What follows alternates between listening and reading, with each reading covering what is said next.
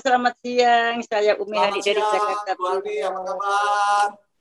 Alhamdulillah sehat, alafiat, baik-baik saja. Mudah-mudahan Bapak juga begitu. Ya, sehat. Kenalkan Bu, nama, posisi, domisili, usaha, bergerak, apa produknya? Udah ekspor atau belum? Belum. Mudah-mudahan bersama ini saya bisa ekspor. Oh ya. Saya Umi Hani Pak dari Jakarta Timur. Kebetulan saya posisi di belakang Pasar Induk Kramat Jati. Kramat Jati, Jakarta Timur, satu wilayah teritori dengan saya tuh Bu. Saya juga di Jakarta Timur. Lalu produknya apa Bu? Yang Ibu udah pegang atau yang Ibu akan tekuni? Baru belajar. Saya baru belajar ini bumbu rempah halus. Oh, rempah-rempah halus ya. Sip. Bagus Bu. Ibu tekuni aja. Ibu harus berpikir nasional Ibu ya. Jadi Ibu ada di Kramat Jati, Ibu jangan rajin-rajinlah mempromosikan produk Ibu supaya bisa dibeli di Bandung, dibeli di Surabaya, se-Indonesia.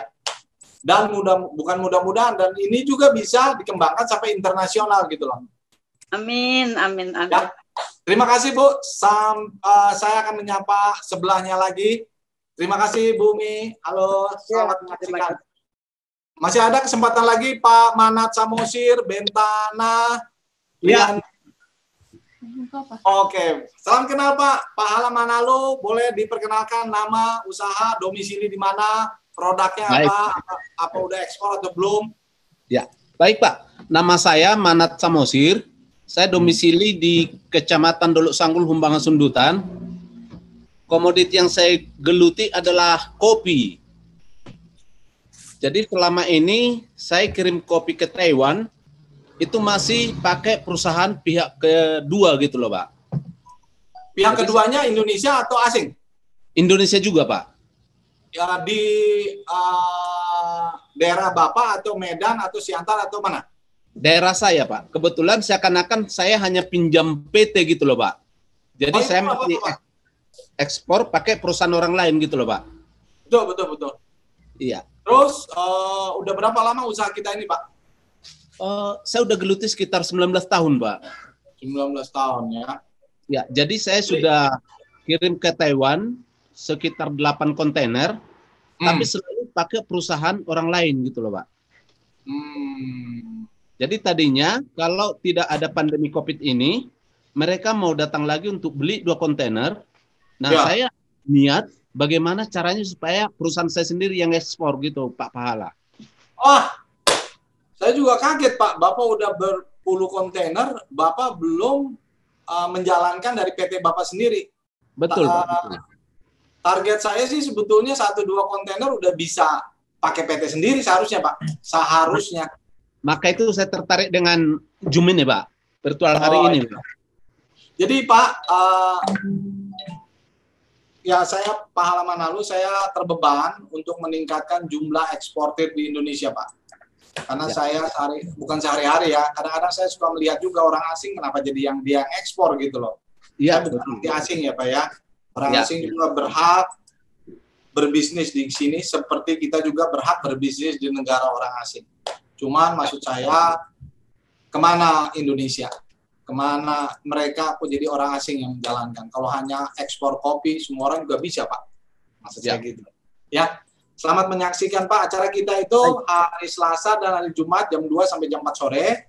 Dan Bapak juga tolong Bapak ikut di WAG kita, nomornya tolong ditampilkan di on screen. Di sini Bapak tolong sampai lihat di sini Pak, nomor WA, Bapak register nama Bapak supaya kita bisa follow up terus Pak. Ya. Bagaimana caranya ya? Ini udah jam berapa nih? Di jam 2. Oke, kita mulai ya. Terima kasih. Saya tidak bisa menyapa semuanya, banyak pesertanya banyak, ya. Dan saya berharap ke depan akan lebih banyak lagi dari ini. Jadi tujuan kita di sini adalah untuk meningkatkan ekspor.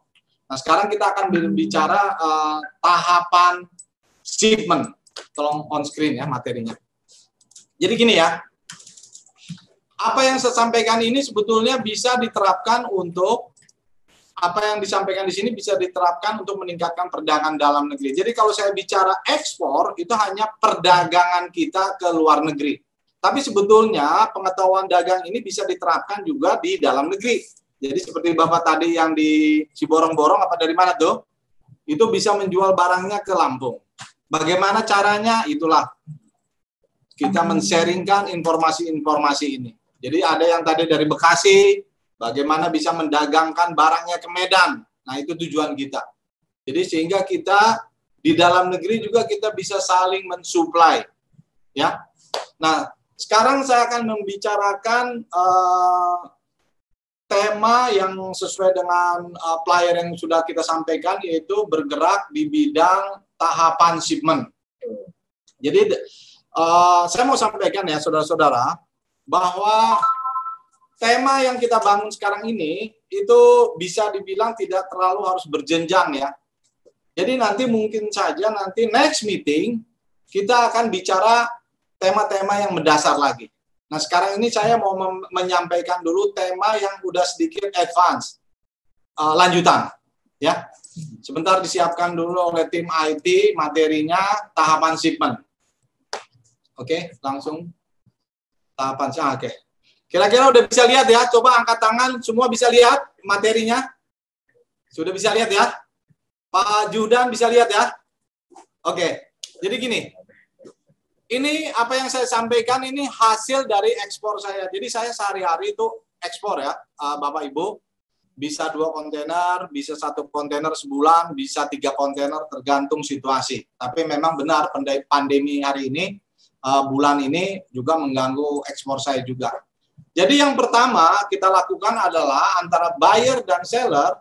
Oh ya, sebelum ke sana, Bapak Ibu bisa melihat materi ini di website yang sudah kita siapkan. Nama websitenya tolong ditampilkan on screen. Tolong ditampilkan sebentar ya. Mana dia? Flyernya. Ekspor kita. Sebentar ya. Ini lagi dicari. Flyernya mana flyer?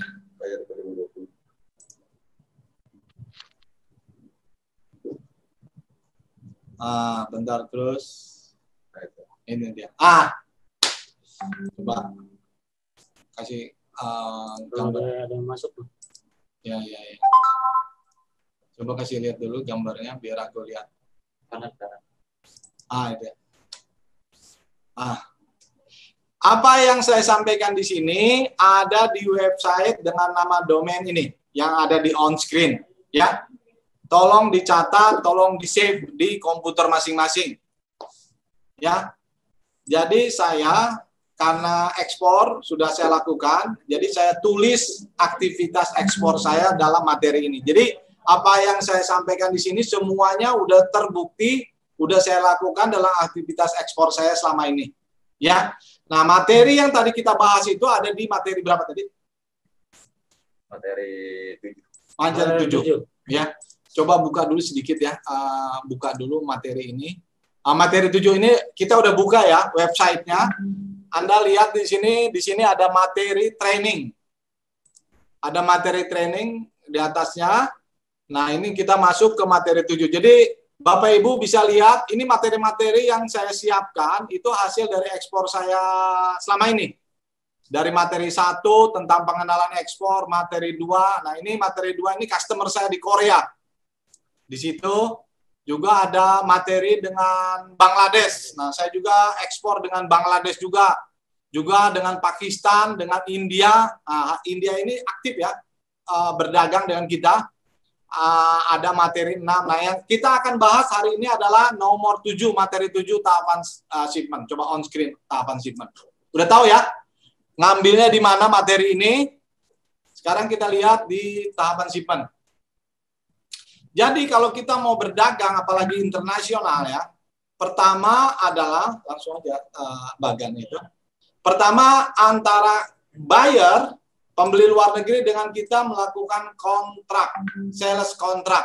Kalau Anda scroll down ke bawah, itu ada contoh, coba turunkan deh, scroll down ke bawah, ada contoh bagaimana cara bikin sales kontrak. Mana dia? Sales kontrak. Iya. Sales order ya boleh. Sales order. Nah ini dia. Ini contohnya. Sales order. Anda lihat ya. Coba angkat tangan. Sales order. Anda bisa lihat semua kan? Ya. Ini contohnya. Nah, saya kalau berdagang itu selalu dengan pembayaran 100% di depan. Ya, Anda perhatikan cara pembayarannya, sales order itu jangan lupa. Itu yang penting ya. Lebih baik kita kalau berdagang, itu lebih baik susah di awal, tapi mudah di akhir. Jangan mudah di awal, pusing nanti di akhir. Karena akan lebih pusing ya kalau barang udah di shipment. Jadi, saya sarankan, bukan purchase order ya, sales. Nah, ini dia. Saya sarankan, ini semuanya bisa dilihat di website yang tadi ya, bahwa pembayarannya 100%. Jadi, awalnya kita bikin dulu sales order antara pembeli dan penjual. Ya, kembali lagi ke bagian. Ke atas bagian. Nah, nomor 1. Kalau kita sudah bikin kontrak, kita bikin sales order seperti itu dengan intinya pembayaran tunai di depan dan kita tunggu pembayarannya dari luar negeri. Dia akan bayar sama kita sesuai dengan perjanjian. 100% di depan. Oke? Nah, langkah pertama bagaimana cara melakukan pengapalannya. Nah, ini yang mau saya bagi bagaimana tahapan shipment dari mulai dapat order sampai akhirnya jadi shipment diterima oleh luar negeri. Nah, pertama, seller atau kita penjual bikin packing list dan tally sheet. Ini contohnya ada di bawah, coba scroll ke bawah deh. Contoh packing list ada di bawah nih. Ini dia sebelah kanan ya. Coba angkat tangan, kita udah lihat packing list. Udah lihat ya? Packing list. Nah, ini contohnya kita bikin. Jadi tergantung barang masing-masing. Inilah contohnya. Anda perhatikanlah di sini. Inilah contohnya. Nah, ini kita jual waktu itu ke Pakistan. Ini bukan main-main ya. Ini true story nih. Apa yang saya tulis di sini hasil shipment kita sendiri, shipment kami di perusahaan. Ya. Terus juga kita bikin tally sheet. Contoh tally sheet mana? Ada nggak di sini? Ini dia. Tadi tuh, tally sheet. Ini dia. Breakdown packing list. Nah, ini contoh untuk barang-barang yang jumlah bagnya berbeda-beda. Umpamanya kopi. Mungkin kopi saya tidak tahu kopi ya. Apakah satu bagnya 50 kilo per bag atau berbeda-beda. Umpamanya ada 100 bag. Nah, kita bikin tally sheet. Kita daftarkan nomor 1 bag ini berapa beratnya? 45 kilo. Bag ini berapa beratnya? 50 kilo. Itu namanya tally sheet. Ya. Nah, ini tally sheet. Oke, kembali lagi ke screen. Ini contohnya. Anda bisa lihat semuanya.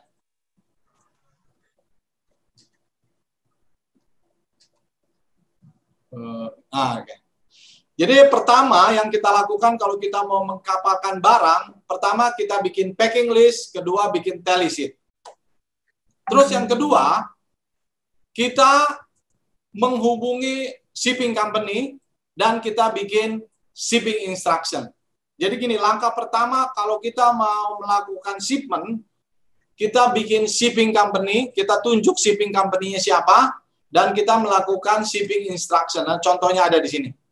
Coba ya, sebentar ya, kita perlihatkan contoh shipping instruction. Ini dia. Final shipping instruction. Coba, apakah udah lihat on screen? Sudah ya? Anda bisa buka-buka lagi. Ini contoh yang sudah kita lakukan. Ini bukan contek sini. Ini hasil yang kita udah shipment. Di sini yang perlu disampaikan shipmentnya kemana? Kalau di sini tujuannya adalah ke Pakistan, ya. Terus di sini ada nomor PEB. Nanti kita kasih tahu PEB bagaimana, nama kapal dan lain sebagainya. Ini disampaikan. Jadi pertama kita tentukan dulu shipping company dan kita menyampaikan shipping instruction kepada mereka. Itu tahapannya begitu. Jadi pertama kita bikin packing list, bikin tally sheet. Langkah kedua kita menunjuk perusahaan kapal. Umpamanya order kita mau ke Pakistan, kita tunjuk perusahaan mana nih yang shipping company mana yang menuju ke Pakistan, kita tunjuk. Setelah itu kita buat shipping instruction seperti yang kita buat seperti ini.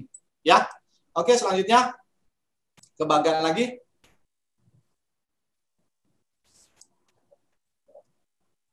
Bagian di atas. Oke ya. Jadi nomor 2 gitu. Nah, yang ketiga, jadi gini ya.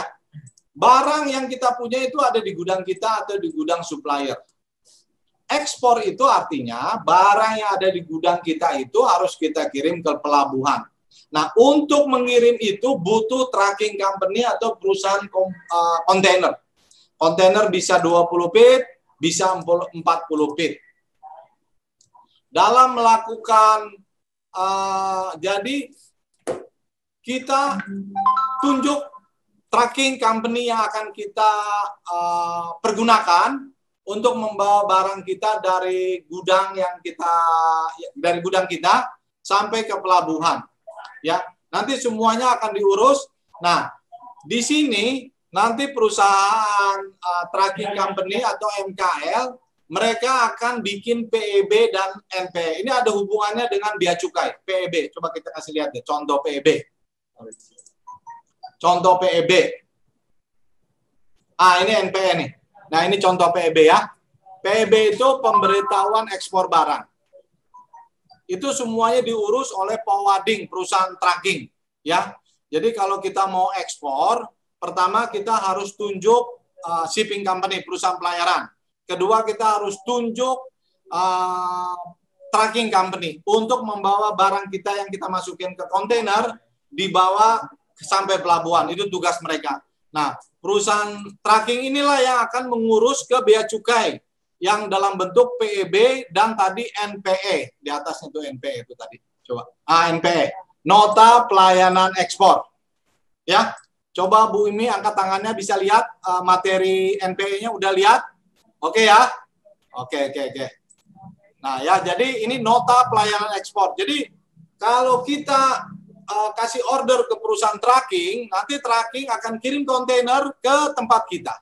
Nanti barang dimasukkan ke kontainer, nanti kontainer dibawa ke pelabuhan, nanti tracking akan bikin yang namanya PEB dan NP. Itu perusahaan tracking, bukan kita.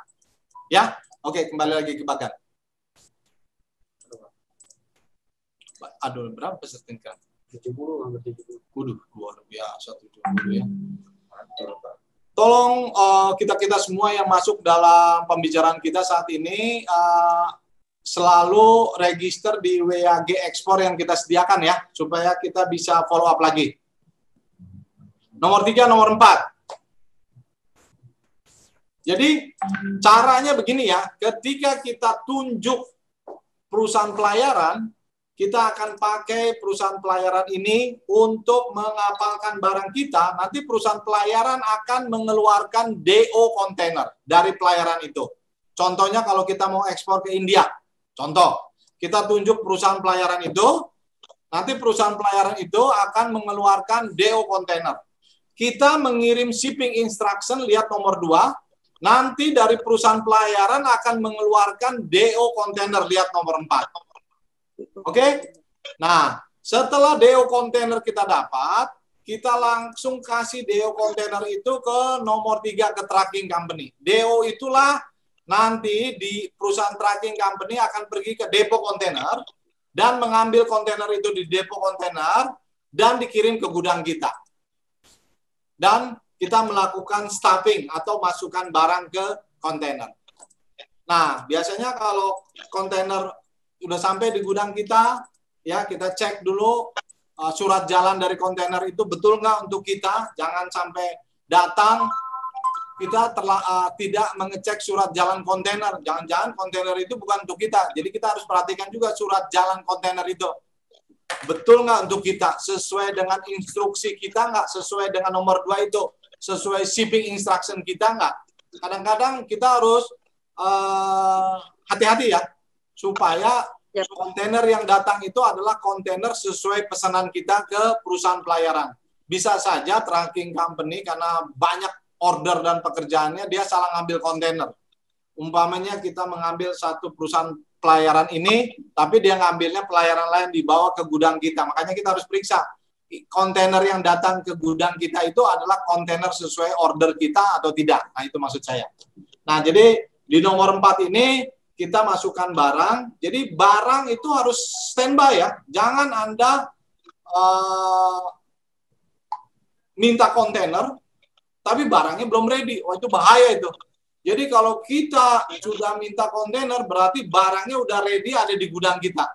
Dan tolong perhatikan juga, jangan sampai kelebihan atau jangan sampai kekurangan. Itu penting tuh. Kalau kelebihan banyak berarti memang harus 2 kontainer. Saya pernah punya pengalaman teman saya ya, saya tidak perlu sebut namanya ya. Dia salah mengorder kontainer. Belum waktunya mengorder, dia order. Jadi barang yang masuk kontainer itu hanya 1/4 kontainer. Anda bisa bayangin ya, luasnya kontainer itu 20 feet. Sementara barang yang dimasukin hanya beberapa kuantiti. Nah, itu juga Anda harus perhatikan. Jadi waktu kontainer itu datang, Anda periksa surat jalannya, oke, barang dimasukkan, istilah dalam dunia ekspor namanya stuffing kontainer. Nah, setelah stuffing kontainer selesai, nomor 5, pintu kontainer ditutup dan di-seal. Nah, seal kontainer itu dibawa oleh kontainer, oleh tracking itu ketika dia ngambil kontainer dari depo kontainer. Jadi waktu tracking company ngambil kontainer ke depo kontainer, dia dapat kontainer kosong plus seal kontainer. Seal itulah yang akan dicantelkan di pintu kontainer. Seal kontainer. Ada contohnya, coba lihat. Ada contohnya nih, seal kontainer. Ada nggak foto-fotonya? Coba lihat ya. Seal kontainer supaya bisa diperlihatkan. Nggak ada ya? Nggak ada di sini. Nanti kita bisa lihatlah dalam pertemuan di WAG ya. Seal kontainer. Ya, terus coba ke ini lagi, ke media lagi, ke bagian tadi. Two people enter ya.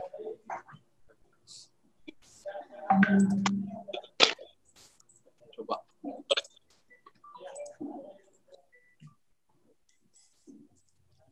Coba. Bagian dulu, bagian ini.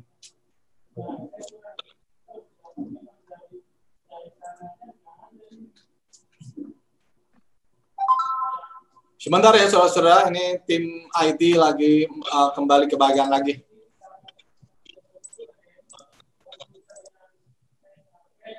Oke, jadi nomor 5, nomor 4, stuffing kontainer artinya masukkan barang ke kontainer.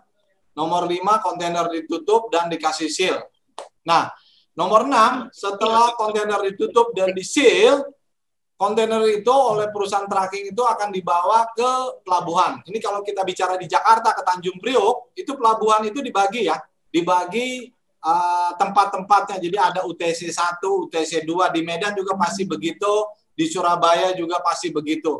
Jadi istilahnya Tanjung Priok Port itu besar, tapi ada tempat-tempatnya gitu loh. Karena itu ada hubungannya dengan kapal yang akan merapat itu. Jadi umpamanya kita tadi kasih contoh mau ekspor ke Pakistan.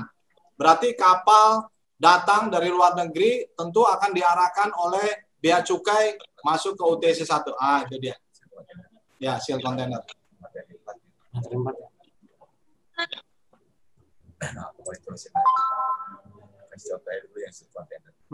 Saya akan perlihatkan seal container ya, itu ada di materi 4. Coba perhatikan. Sebentar, ini dia. Ini dia seal container. Saya lihat ya, ini seal container. Seal yang jadi kalau udah di seal artinya kontainer itu nggak bisa dibuka kecuali oleh pembeli atau oleh customer di luar negeri. Itu contohnya seal container. Ya, ini seal container. Kau masukkan aja ke ini ya, ke materi yang tadi itu contoh seal container. Oke, kembali lagi ke ini. Oke. Ini nggak disebut. Enggak. Kembali ke ini lagi, kita tahapan shipment. Itu enggak. Oke, kita seal container. Nanti oleh perusahaan tracking, setelah seal, dibawa ke Priok. Ini kita bicara di Jakarta ya. Dari gudang kita, oleh perusahaan tracking, dibawa ke Priok. Sama perusahaan tracking, dia udah tahu bahwa kontainer ini masuk ke pos UTC 1K, UTC 2K, atau mana-mana. Ya. Di pelabuhan itu enggak, dari luar nggak kelihatan apakah UTC 1, UTC 2, tapi kalau kita udah masuk, itu ada posnya masing-masing. Nah, setelah itu nomor 7, kapal berangkat menuju ke negara tujuan contohnya tadi adalah to destination. Nah, langkah selanjutnya kita bikin BL, Bill of Lading. Coba perlihatkan Bill of Lading. Nah, Bill of Lading itu kita ngurus dengan perusahaan shipping company ini contohnya ya. Jadi yang pertama, kita sebagai shipper. Siapa eksportirnya? Kedua, ada notify party dan ada consignment. Ya, di sini ada nama barang, description of goods, destination. Di sini ada net weight, gross weight, ya. Dan di sini juga ada tanggal berangkatnya kapal. Inilah BL. BL ini diurus antara kita dengan perusahaan shipping company. Waktu kita bikin BL, perhatikan ya, kita harus komunikasikan dengan pembeli kita di luar negeri. Karena luar negeri juga pengen tahu BL yang kita bikin itu apakah bisa diterima di negara dia atau tidak. Jadi jangan kita bikin selesai baru kita kasih ke pembeli di luar negeri. Dia nanti marah dia. Karena dia harus perhatikan dari awal. Makanya kalau kita koreksi BL, setelah dapat kita kirim ke customer luar negeri. Biar mereka mengkoreksi sesuai dengan kaidah di negara itu atau tidak, ya. Terus setelah BL kita kembali lagi. Nah, setelah BL nomor 8 juga kita bikin dokumen yang lainnya nomor 9, dokumen ekspor. Di situ ada invoice, ada packing list dan lain-lain. Nah, ini sama juga ya. Invoice, packing list juga ada. Anda silakan scroll down ke bawah. Bagaimana cara bikin invoice, bagaimana cara bikin packing list. Ini juga sama dengan BL. Invoice packing list juga, kalau kita buat invoice packing list dan dokumen shipping lainnya, selalu kita minta persetujuan dengan pembeli luar negeri. Jangan kita bikin sendiri langsung kirim. Belum tentu mereka cocok dengan kaidah ekspor impor di negara mereka. Jadi kalau kita bikin, kita kasih tahu bagaimana, udah oke nggak? Ada yang salah nggak? Bagaimana oke nggak? Biasanya mereka akan bilang, bisa nggak diganti namanya jadi begini? Bisa nggak begini? Ini permintaan luar negeri itu perlu kita perhatikan karena ini menyangkut next order. Jadi jangan kita terlalu kaku ya, kita bilang, oh nggak bisa. Wah, itu pembeli luar negeri juga, oh susah dagang sama kamu. Paling dia hanya cuma sekali aja dagang sama kita, selebihnya dia nggak mau lagi. Nah itu ya shipping. Jadi nomor 10 yang saya mau sampaikan, bahwa dokumen yang kita bikin mulai dari BL, invoice, packing list, dan lain-lain, itu harus persetujuan customer luar negeri. Itu penting itu. Nah, sekarang kalau dokumen udah oke. Nah, lalu bagaimana cara mengirim dokumen? Dokumen yang paling utama itu BL. Itu penting. Nah, BL itu bisa dikirim by courier, tapi bisa juga dikirim by telex release. Coba contohnya by telex release ya. Telex release nggak ada ya. Nanti saya kasih ya contoh yang di sini nggak ada yang by telex release. Telex release itu berarti artinya BL itu dikirim dari shipping company di Jakarta. Ini contohnya kalau shipment dari Jakarta ya, ke umpamanya kirimnya ke Pakistan, ke Karachi, berarti kirimnya ke shipping company dia yang cabangnya ada di Karachi. Itu namanya telex release. Itu antara mereka. Nanti kita kasih tahu ke customer, BL saya kirim secara telex release, dikeluarkan oleh shipping company di Jakarta, dikirim ke cabang mereka di Pakistan. Kalau ekspor kita ke Pakistan, Anda hubungi aja ke situ. Atau bisa juga dokumen itu dikirim by courier, umpamanya by FedEx, by DHL, DHL, atau yang lain-lain. Ya, kirim langsung ke alamat. Nah, alamatnya juga harus persetujuan customer kita luar negeri ya. Jangan sekali-kali ngirim shipping company tanpa persetujuan dari customer. Itu penting ya, supaya dokumen, karena dokumen itu akan dipakai oleh customer kita di luar negeri untuk custom clearance, mengambil barang di pelabuhan di negara mereka. Ya. Nah, itu cara pengiriman dokumen. Nomor 12, kita sebagai eksportir selalu miliki kopi shipping dokumen. Kopi ya, jadi invoice kalau dia minta 3, kita bikin 4 atau fotokopi 1. packing list juga gitu, BL juga begitu. Ya. Nah, ini yang terakhir. Kalau dokumen sudah kita kirim dan kita punya kopi, nah, nomor 13 ini penting. Kita hubungi lagi pembeli kita di luar negeri. Kita bilang bagaimana barang kita, apakah oke, setuju, oke, mantap, sesuai dengan permintaan, atau bagaimana. Nah, inilah tahapan shipment. Mulai dari kita dan pembeli luar negeri membuat sales kontrak, kita kapalkan sampai terakhir kepuasan pelanggan. Nah, bagian nomor 13 ini bagian yang paling saya sukai. Saya biasanya suka telepon dengan fasilitas WhatsApp, saya telepon customer di luar negeri, saya tanya bagaimana dengan barang yang saya shipment, is okay atau tidak.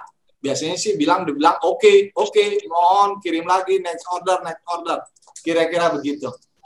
Nah, saya tahu ini mungkin sebagian ada yang membingungkan, tapi sebagian menyenangkan juga mungkin ya. Kita akan masuk ke tanya jawab. Silakan angkat tangan atau buka unmute-nya. Ada yang mau ditanyakan, silakan. Kita masuk dalam sesi tanya jawab. Kami persilakan. Silakan. Terima kasih Pak Pahala atas penjelasannya. Jadi sepertinya apa yang saya lakukan selama ini, kebetulan saya didampingi oleh customer saya di Indonesia, Pak, di tempat saya sendiri. Jadi ketika kopi itu saya olah, dia selalu mendampingi. Sekalipun perusahaan untuk kirim ke sana, kami harus pinjam perusahaan pihak lain. Jadi apa yang tadi Pak Pahala utarakan, saya bisa tangkap prosesnya, akhirnya dia kepotong-kepotong, kadang ke dia, kadang melalui saya. Akhirnya nggak perlu saya ketahui Pak Pahala. Yang jadi pertanyaan saya, mungkin seperti tadi diutarakan, ada WA-nya, nanti bisa saya japri, atau gimana supaya saya lebih detail lagi dulu nanti untuk memahaminya, Pak. Oke, saya jawab ya. Jawab ya. Jadi gini, Bapak bikin kontrak, jadi gini, kalau pembeli sudah oke dengan barang yang kita punya, harga udah oke, cara pembayaran, kalau saya selalu sarankan cara pembayarannya tunai 100% di depan. Saya nggak ada excuse untuk pembayaran 20-30 karena butuh uang untuk beli barang. Ya. Jadi Bapak bisa mulai dengan bikin sales kontrak seperti contoh tadi. Ya. Pertama adalah coba lihat ini ya, tahapan shipment. Tahapan ini kan materi 7. Materi 6 apa ya? Tahapan ekspor. Ini materi 6 ya dari WG ya. Coba perhatikan, ini sebetulnya bukan ke sini, saya bahas aja bagian sedikit aja.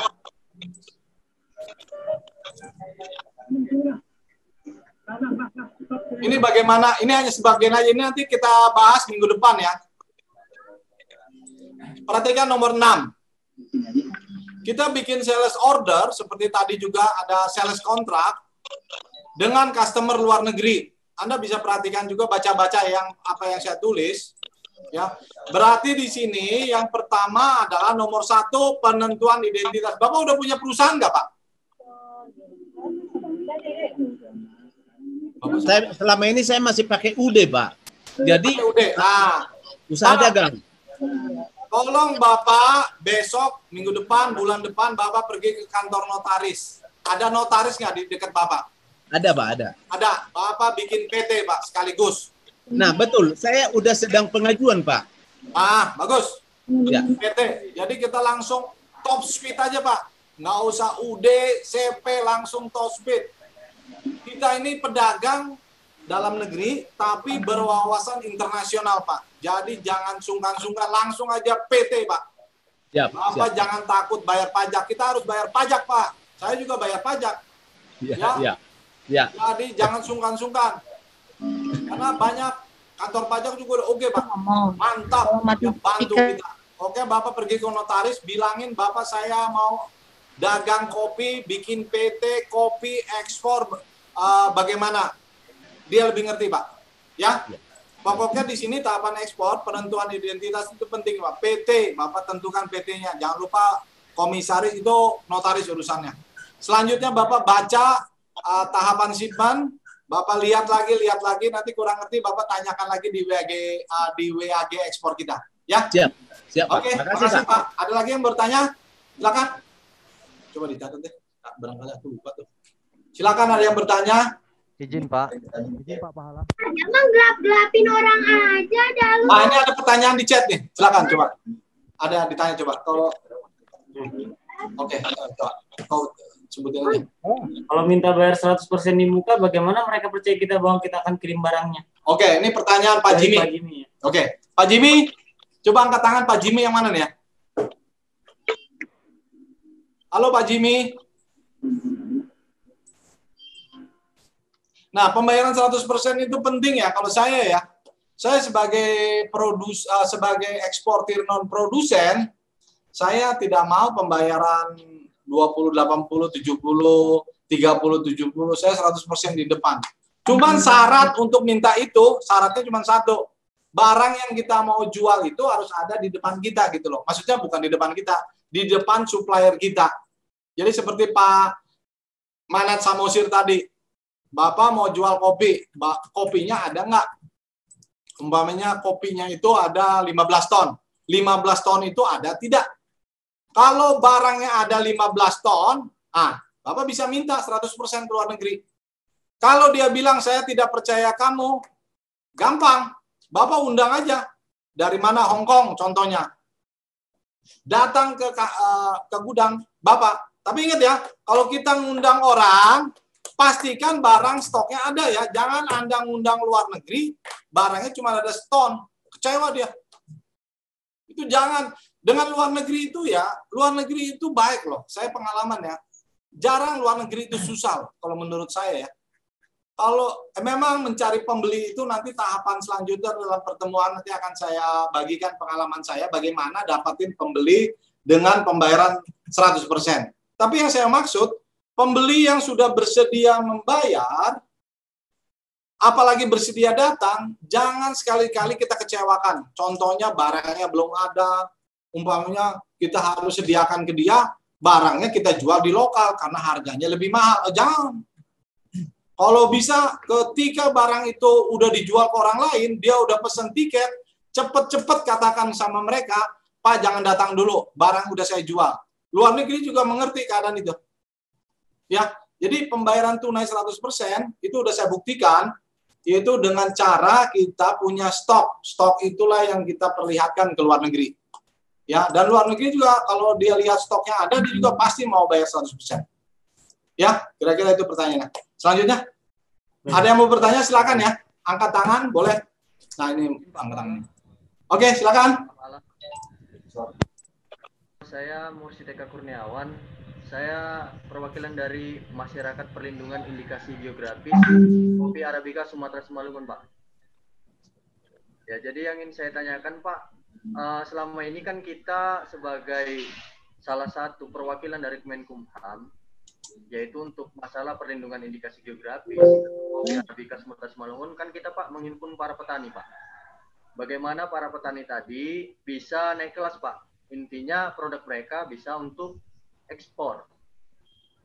Nah, jadi ketika kita memiliki kapasitas pengiriman contoh 2 ton, Pak, tapi kita kan menghimpun dari petani. Apakah kita bisa mendatangkan tamu dari luar negeri, Pak, untuk melihat kondisi barang kita, Pak? Nah, kemudian keyakinan bagi mereka untuk membayar di depan. Seperti itu, Pak. Terima kasih. Oke. Ya. Terima kasih. Ini di posisi sekarang di Simalungun. Pak. Simalungun. Iya, Pak. Oh ya. Oke. Pertanyaan pertama tadi apa tadi? Pertanyaan pertama, Pak, sebagai perlindungan indikasi geografis, perwakilan dari Kemenkumham, kan menghimpun petani, Pak. Bagaimana agar produksi petani tadi bisa naik kelas, mereka bisa ekspor, Pak, tapi melalui perwakilan kita, Pak. Oke. Nah, gini ya. Kita berkumpul di sini untuk menjadi pedagang. Ingat ya, saya ini adalah pedagang non-produsen. Saya nggak punya pabrik. Pedagang murni non-produsen. Jadi saya mendagangkan produk orang non-produsen. Jadi jangan dipaksakan kalau produsen petani itu sukanya produsen, jangan dipaksakan jadi eksportir, maksud saya gitu. Jangan dipaksakan. Dia suka kali produsen jadi petani, ya udah, tani aja. Tapi kalau kita suka jadi pedagang, ya bagus. Jadi kalau ada kumpulan petani, pilih aja satu orang untuk jadi pedagang. Biar dia yang mendagangkan tuh kopinya. Jangan semua petaninya disuruh jadi pedagang. Ingat ya, bahwa kita tidak menyuruh orang pabrikan untuk menjadi pedagang. Pabrikan biarlah dia pabrik, biarlah dia produksi. Petani biarlah dia mengolah tanahnya, produksi banyak-banyak. Setelah setelah terkumpul hasil produknya, dijual ke pedagang. Nah, pedagang inilah yang harus dicari. Pak, siapa tadi? Pak Mursid. Pak Mursid, pedagang ini harus kita cari. Ya, cari pedagang itu, carilah seperti Pak Mursid, orang yang terbeban untuk mendagangkan barang. Bagaimana caranya? Ikutilah webinar seperti ini. Ya, jangan suruh petani itu jadi pedagang, ingat ya.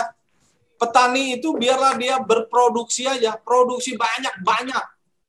Ya, nanti pedagang yang akan melindungi dia. Jangan pedagang juga pedagang yang baiklah hatinya ya, supaya dia beli dengan harga internasional, kira-kira gitu. Terus pertanyaan kedua apa tadi?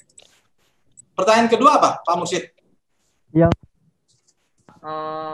masalah gini Pak, bagaimana meyakinkan para klien kita Pak yang di luar negeri untuk pembayaran itu tadi bisa 100% di depan begitu Pak. Karena kan lokasi produk kita ini tadi atau barang kita ini tadi kan di beberapa titik Pak.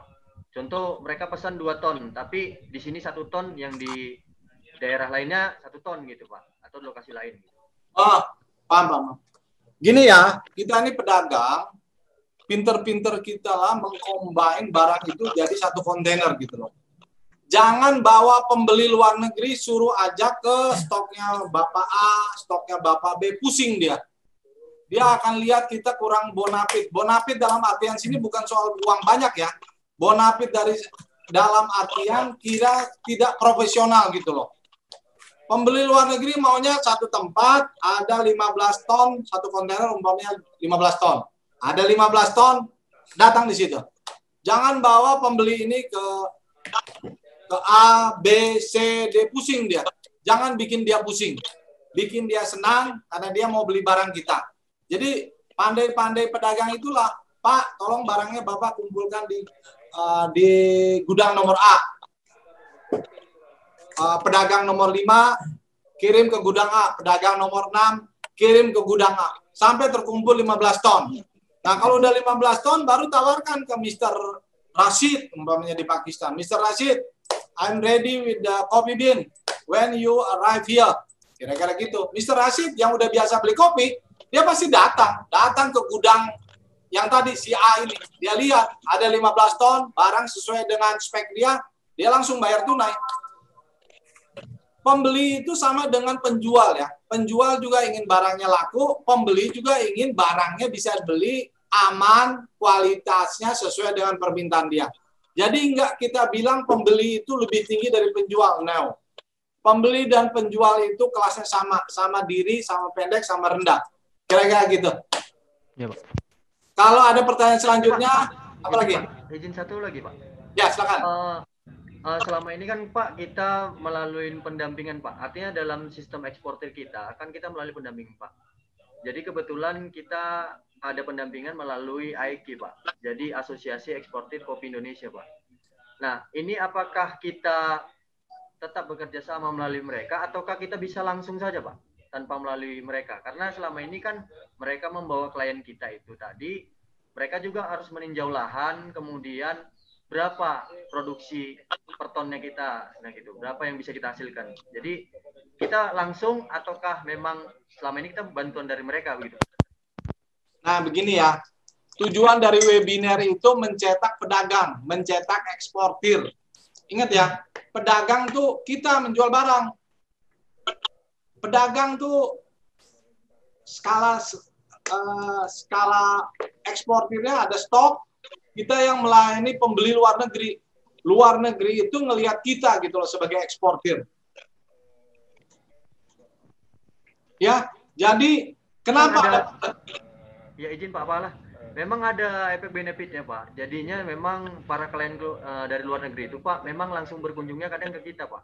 Jadi kadang-kadang mereka itu main di kita itu, mereka lihat lahan kita, bagaimana prosesnya, kemudian sampai berapa hasil kita, berapa ton gitu. Jadi mereka memang ada efeknya juga Pak.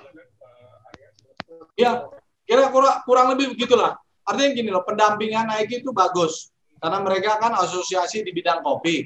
Tapi tujuan Pak Mursyid adalah untuk menjadi pedagang. Pendampingan itu masa awal, tapi jangan setiap bulan, setiap tahun terus pendampingan. Jangan begitu Pak Mursyid, karena mereka juga akan mendampingi pedagang yang baru. Boleh minta nomor Pak Ala untuk bisa Ada konsultasi tadi di lebih WA. apa lagi? Ya, ya. WA Nah itu tadi. Pak ya, jadi biar saya lebih paham lagi Pak. Jadi kedepannya bagaimana Mana kita bisa WA tadi? mandiri dalam melakukan eksportir Pak. Nah, Pak Mursyid, nih lihat nih WA kita nih. Kelihatan nggak? Ya, Pak. Kelihatan Pak, kelihatan Pak.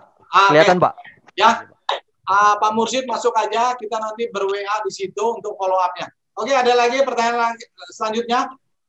Bisa ya, kadang-kadang gue lupa. Bapak mohon izin. Oke, silakan. Bapak mohon izin. Untuk saya kan masih awam kayak gitu ya, masalah ekspor-ekspor. Seandainya untuk memulai pengen ekspor, seandainya nih, saya punya barang contohnya rempang kering contohnya. Kan saya ini kan belum tahu pasaran dunia yang mana yang butuh rempang kering itu. Saya bisa melihat di mana Pak? Oh, negara ini yang membutuhkan apa yang aku punya itu di mana? Saya bisa melihatnya. Nyari pasar, nyari pembelinya di mana? Bagaimana caranya? Terus yang nomor 2, berapa banyak sih kita harus barang itu bisa diekspor? Berapa ukurannya, berapa ton itu yang apa ada apa ya jumlah yang harus kita penuhi setiap bulan harus begini gitu apa bagaimana? Mohon petunjuk juga. Oke, ini saya jawab langsung ya Bu. Coba yang 2 itu tuh. Yang pertama bagaimana cari pembeli? Oke, itu yang tadi itu. Ya, Yang e-commerce dan gimana? Bukan e-commerce, flyer. Oh, flyer yang sebelumnya ya. Iya. Ini saya jawab, saya perlihatkan flyer ya Bu. Bu Umi jangan lupa register di WAG tadi ya. Jadi gini loh Bu Umi, saya bicara soal ekspor itu maksudnya itu tahapan selanjutnya. Kita juga harus berpikir juga perdagangan dalam negeri Bu Umi. Ya. Jadi Bu Umi tadi posisinya di mana, Jawa Timur? Mana ini juga? Ya. Bukan di Kramat Jati. Kramat Jati. Nah, Bu Umi harus berpikir bagaimana produk Ibu yang ada di Kramat Jati bisa dijual ke Surabaya. Nah, itu juga suatu prestasi. Ya. Oke ya.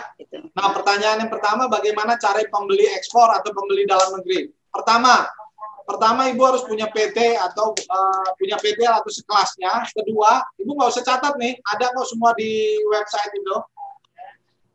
Pertama, Ibu harus register perusahaan Ibu tuh di e-commerce internasional. Salah satu e-commerce-nya yang paling kita mana. Kedua, Ibu kirim penawaran ke Google. Kalau di Google sih. Ini deh. Begitu. Ini. Pertama, Ibu harus sering-sering. Ini salah satu e-commerce nih yang di belakang saya nih. Kelihatan nggak Bu? Foto di belakang saya. Iya, kelihatan.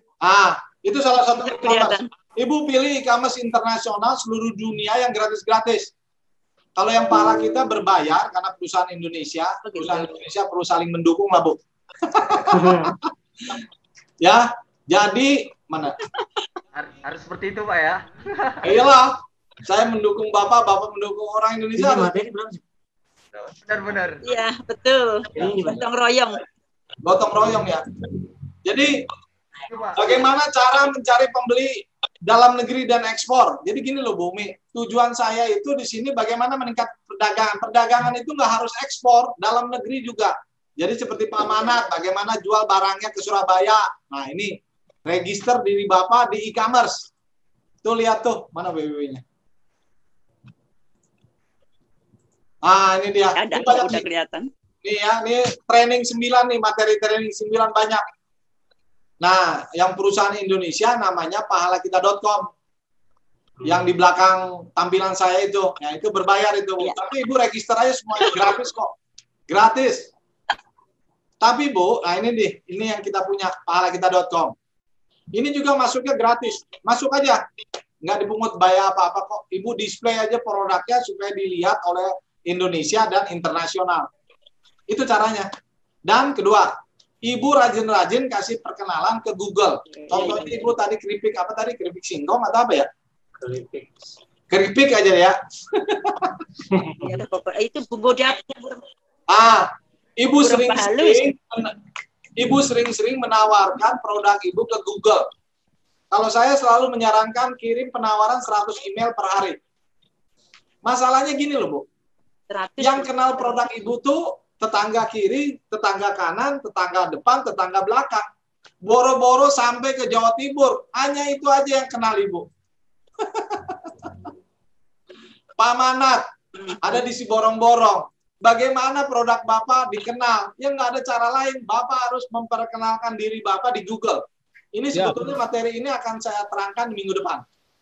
Tapi ini pertanyaan tadi, ini lagi nih. Ibu, dua ini aja. Rajin-rajin e-commerce kita, rajin-rajin register di e-commerce, tuh yang di belakang kita, pahalakita.com. Ini juga free kok. Bapak masuk aja situ, display produknya di situ, supaya dilihat di Indonesia dan internasional. Itu, Bu. Ya, paham, Bu? Iya. Oke, ada lagi yang bertanya atau pertanyaan yang di chatting? Ya, paham. Terima kasih. Ya, ya. Nih, itu tata cara shipment yang FOB kalau bayar datang ke gudang, kemudian biar lunas. Barang dia yang membawa SOP-nya seperti apa ya? Atau lunas tapi minta barang sampai tempat bayar bukan sampai port. Ini Pak Yonedi. Pak Yonedi, Bapak kalau saya boleh menyarankan, kita ini berdagang dalam negeri dan ekspor. Itu sebetulnya kalau saya lihat ini sama aja, Pak. Pokoknya keluar dari gudang kita 100% aja. Kalau saya nggak mau pusing, Pak. Apalagi ekspor. Tapi kita juga harus benar, Pak. Kalau kita udah terima pembayaran dari luar negeri 100%, ya barang itu harus dikapalkan segera 1 minggu setelah uang itu diterima. Jangan sekali-kali ya, Pak, Bapak terima duit, Bapak baru kapalkannya 1 bulan kemudian. Waduh, Pak, jangan lakukan itu. Dia akan sekali aja dia beli. Udah gitu dia forget it. Nggak mau lagi. Ada sekda Lampung. Ya. Jadi, kalau saya sih selalu menyarankan ke diri saya dan dalam acara webinar ini, minta pembayaran 100% di depan. Tapi juga kita harus benar ya, Pak. Kalau udah terima duit, ya kita simpen. Kita harus kapalkan. Jangan dipakai kemana-mana gitu loh. Ya, paham ya? Ada yang mau bertanya langsung, silakan. Ada lagi pertanyaan lain? Ini ada nih. Ini dia. Bagaimana? Coba aja. Ini. Ya. Dari Pak Jimmy, kalau minta bayar 100% di muka, bagaimana mereka percaya kita bahwa akan kita kirim barang? Ya kita juga harus jadi orang yang dipercaya lah. Kita minta pembayaran 100%. Artinya kalau uang udah diterima, berarti barangnya udah ready. Jangan sekali-kali minta duit kalau barangnya belum ready. Waduh, bahaya itu. Jangan pernah. Saya tuh dagang udah lama ya. Barangnya udah ready dulu, baru saya minta duit. Money kan ada lagunya tuh. Money. Ya, jangan pernah minta uang kalau barangnya belum ready. Kalau barangnya udah ready, kita kirim. Sama saya ekspor ini ya, nylon waste ke Korea. Mr. J namanya. Masih anak muda seperti Pak Mursyid. Tapi omsetnya 1 tahun itu sekitar $100 juta. Setahun. Hebat tuh. 10 juta dolar setahun. Dia banyak ekspor dari Korea. Dari kita seperti itu, Pak. Ya. Nah, yang saya maksud adalah kalau jadi stoknya itu baru ada 2 bulan sekali. Setelah stoknya ada, langsung saya bilang sama Mr. J di Korea, Mr. J, The good of the nylon double thick waist is ready in the warehouse. Do you interested want to buy or not? Oh yes, surely I want to buy regularly your product. Kata dia bilang gitu. Oh, udah. Harga kita ngomong pakai WA, tetap pakai WA juga. Itu kan fasilitas komunikasi yang murah meriah. Confirm ordernya, bayar bikin kontrak, besoknya dikirim uang. Dia cuma sekali datang ke Indonesia. Nah, ini penting ya. Kalau kita punya tamu dari luar negeri ya kita harus tunjukkan sedikit bonafit lah. Penting itu. Luar negeri itu kadang-kadang lihat penampilan juga, tapi bukan harus glamor ya, harus ada emas di sini, enggak perlu. Jangan ikutin pola-pola gitu. Ya, tapi maksud saya agak sedikit bonafit itu jemput ada mobil. Kan sekarang udah ada Grab. Luar negeri kan nggak tanya, ini mobil kamu nggak atau mobil Grab. Pakai aja Grab, bawa ke gudang. Ya, bawa ke gudang, ini barang saya nih. This is the good that we offer to you. Kita bilang aja begitu. Dia akan kecek-kecek. Oh, very good, very good, very good. Oke, I ready to pay for you. Saya bersedia bikin kontrak. Akhirnya sorenya, biasanya luar negeri itu kalau jauh nginep 2-3 hari. Kalau sekedar Thailand, Singapura, datang pagi, pulang sore. Oke, ada pertanyaan lagi? Silakan. Nih Pak nih. Dari Bu Sri Haryanti. Barangkali ada pemirsa yang audien langsung bertanya. Sebelum saya baca chatting, silakan. Pak Dadan, ada yang mau ditanya? Pak Dadan Haidar? Kenapa, Pak? Kepala, Oke, silakan. kepala izin. Ini dari Simalungun juga nih. Oh, mantap si Pak Malungun. Rudianto Manik. Rudianto, catat. Dengan. Jadi ini Pak Tony Manik, Pak Tony Manik minta izin. Saya sangat tertarik sekali. Kalau kita dari tadi kan ceritanya cerita yang besar. Gitu ya. Jadi ini kan sekarang kan sudah banyak yang online. Kita pakai berbagai aplikasi dan tiba-tiba ada nih penawaran dari luar. Jadi pertanyaan saya sangat sederhana aja. Kira-kira kalau kita kirim 1 kilo kopi lah dari Simalungun ke luar negeri, pertanyaan saya, apakah kita sudah disebut sebagai eksportir atau belum, Pak? Itu aja, Pak. Belum, itu mas sampel, Pak. Tapi kita kan berdagang. Ya, tapi Pak, maksud saya webinar ekspor ini tujuannya supaya Bapak menjadi pedagang, karena itu dilakukan oleh trader dari Hong Kong, Singapura, Korea, Thailand, Cina, udah turun lagi di Prancis. Banyak loh Pak orang asing datang ke Indonesia. Kenapa mereka? Why we are not? Kenapa bukan kita gitu loh Pak? Iya, jadi kan begini, Pak Pala. Kan kebanyakan kadang-kadang kan mereka kan minta sampling dulu. Nah, setelah kita kasih sampling, ya mudah-mudahan lah ada tindak lanjut. Dari 1 kilo jadi 30 kilo. Dari 30 kilo lanjut sampai 3 ton. Dari 3 ton nanti ke depan kan jadi 1 kontainer 18 ton. Kan begitu. Jadi small of beautiful. Kita mulai dari hal-hal yang kecil dulu lah. Namanya juga berdagang kecil-kecilan. Boleh Pak, boleh. Pak, ini mengenai sampel tadi Bapak bilang ya Pak Manik. Iya.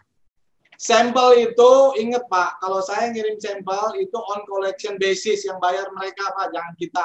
Kita ini pedagang, butuh money Pak.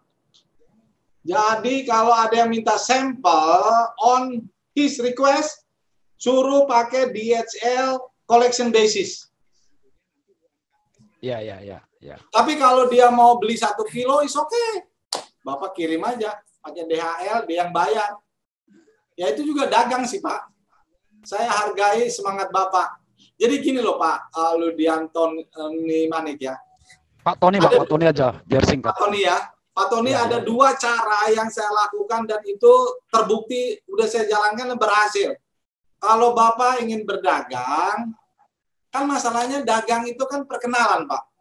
Itu udah saya oke, dagang pembeli itu kenal. Saya harus kenal dia, Mr. J.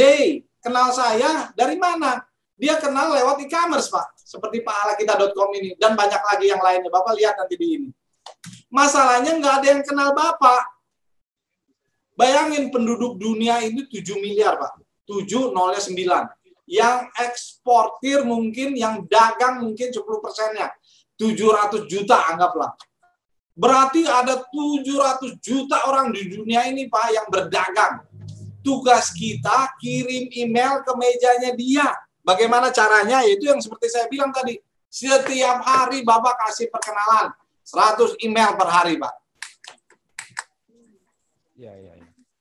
Ya, mudah-mudahan ini pencerahan dari Bapak ini ya mudah-mudahan agak sedikit memotivasi kita lah. Bukan mudah-mudahan udah saya jalanin, Pak. Iya, tapi bagi kita Pak Manalu kan sudah menjadi motivasi nih. Betul. Apalagi di sini ada sahabat saya, ada 2 orang dari Sumatera Utara ini, ada Pak Mursid dan ada lagi Pak Manat dari Lintong itu kan. Oh, Makin semangat kita kan gitu. Pak, Ya, Bapak selalu online, Pak ya. Saya bikin acara ini tuh, makanya Bapak register tadi di WAG tadi, supaya saya bikin setiap Selasa dan Jumat, Pak. Tujuan saya, Pak, cuma satu. Kenapa saya semangat begini? Karena kan saya eksportir tiap bulan. Saya tuh suka ketemu orang asing, kok jadi orang asing ya yang dagang. Karena Indonesianya nih, kemana. Makanya saya semangat membagikan tuh. Saya tuh sebetulnya bukan mau ngajar, Pak. Saya mau sharing, bagiin ilmu, pengetahuan, pengalaman saya. Supaya banyak. Karena saya lihat di Korea, Pak ya. Saya ke Korea berapa kali, ke Hong Kong juga. Itu banyak loh trader, Pak. Saya ke Thailand ya. Di Thailand itu sore-sore itu orang nongkrong. Nongkrong itu mungkin duitnya ada, ngobrol, bicara pakai bahasa dewa dia lah ya. Thailandnya di mana, Pak? Ya di ibu kotanya di Bangkok. Ya di Bangkok ya. Iya, artinya yang saya lihat mereka itu semangat gitu loh. Banyak barang dagangannya, banyak asing kan, orang asing banyak berdatangan ke situ. Oh, kalau begitu Pak, begini aja Pak Pala. Kami kirimlah nanti sama Pak Manat sama Pak Mursid kopi dari Sumatera Utara dulu sama Bapak ya kan, melalui logo indikasi geografisnya kan. Nanti Bapak tawarkan kalau permintaannya sudah banyak, kita join kan begitu Pak. Jangan pula Bapak aja yang jadi eksportir. Kan begitu. Pak Tony, tujuan saya supaya Bapak jadi pedagang. Bukan saya itu mendagangkan barang dagangan saya banyak di meja saya, Pak. Ada yang sudah berhasil, ada yang belum. Tiap hari itu saya rata-rata di komputer itu bisa 3 sampai 5 jam, Pak. Jawab ini. Tiap hari jawab. Memang kadang-kadang ya Pak ya, ada satu produk itu 3 bulan deal. Ada 6 bulan baru deal. Ada 2 tahun baru deal. 2 tahun Pak. Jadi istilah mobil itu endurance harus kuat gitu loh Pak. Makanya kita sebarkan diri kita ke seluruh dunia Pak. Jadi kalau ada yang lama, kita udah ada income dari yang sebelumnya. Kira-kira gitu loh. Kalau kita udah ada order kan berarti ada power kan, kita ada semangat gitu loh. Kalau semuanya nggak dapet. Jadi gini Pak, saya minta izin sama Bapak nih kan sebagai selaku sesama orang Sumatera Utara, ya kan. Bapak siap mementori kami dan menjadi coaching kami adalah untuk ekspor ini Pak. Kasih Pak, pasti kita dukung. Makanya Bapak hadir di webinar ekspor kita Jumat dan Selasa. Ada pertanyaan lainnya? Kita jawab lagi ada pertanyaan lainnya di chatting. Makasih nih Pak Tony. Ada pertanyaan lagi silakan. Ya saya mau tanya Pak. Oh silakan. Ibu Shirley. Ibu Shirley. Ya. Shirley betul. Ya. Pak, tadi Bapak Bu Shirley kenalin dong, ini di Jakarta, di Surabaya, Jakarta, Medan, Pontianak, Jayapura. Iya. Saya di Surabaya, Pak. Di Surabaya. Oh, Surabaya. Oke. Halo Surabaya. Saya produksi makanan sehat, jadi makanan yang gluten free, dairy free, terus nggak pakai gula pasir gitu Pak. Tadi Bapak kan cerita kalau banyak pedagang-pedagang Pak ya, yang trader-trader, itu cara carinya gimana Pak? Oh, terus ada pertanyaan lagi Bu Shirley? Hanya itu aja? Ya. Terus satu lagi, ini yang saya masih ragu, saya kan belum pernah ekspor. Nah, saya untuk menentukan satu kontainer tuh berapa barang kita tuh gimana caranya, Pak? Dipaletin atau satu palet tuh gimana atau gimana? Nah, udah Bu. Gimana? Itu dulu ya, saya jawab ya. Jadi gini Bu, kalau mau ekspor tadi tahapan shipment Ibu udah perhatikan nggak tadi penjelasan saya tahapan shipment? Pertama, buyer dan seller bikin kontrak, udah gitu minta pembayaran, udah gitu Ibu menghubungi shipping company, perusahaan pelayaran, terus Ibu menghubungi tracking company, pesan kontainer dan seterusnya. Ya. Kalau mengenai pertanyaan barang ini muat satu kontainer atau tidak, itu gampang. Ibu ukur aja volume dari barang itu sendiri, tonnya panjang, lebar, tinggi berapa. Terus Ibu bisa ukur di dalam kontainer. Kontainer itu Ibu bisa tanya detailsnya. Itu di Google banyak Bu, ukuran kontainer 20 feet itu bisa muat berapa volume. Itu bisa, itu gampang. Dan Ibu juga bisa membicarakan dengan perusahaan tracking company yang menyediakan truk tadi yang tadi saya bilang itu, MKL itu bisa ke situ Ibu diskusikan. Jadi shipment eksportir atau pedagang itu tidak sendirian, banyak yang membantu karena jasa mereka yang kita pakai kan kita bayar dan dia akan bantu kita kesulitannya. Terus pertanyaan pertama ini penting, bagaimana cara mendapatkan pembeli luar negeri atau pembeli dalam negeri? Nah ini dia masalahnya Bu, ini sama nih pertanyaan saya ketika saya menjalankan usaha 20 tahun yang lalu. Kita ini nggak ada yang, Bu, kita kan penduduk bumi kan 7 miliar. Yang kenal kita itu cuma depan, belakang, kiri, kanan. Bayangin cuma 4 orang. Bagaimana supaya kita dikenal? Tadi sudah bilang, Ibu register di e-commerce. Ibu lihat di website e-commerce tadi. Satu. Kedua, Ibu tawarkan produk Ibu di Google. Kirim penawarannya 100 email per hari. Contoh penawarannya juga ada. Masalahnya kan gitu, Bu. Ya. Kita nggak ada yang mengenal kita. Ini cara yang saya kasih itu cara yang murah meriah yang bisa dilakukan oleh semua orang. Memang ada cara yang mahal sih, Bu. Cara yang mahal, Ibu pergi ke Hong Kong bawa sampel. Itu cara mahal sih, Bu.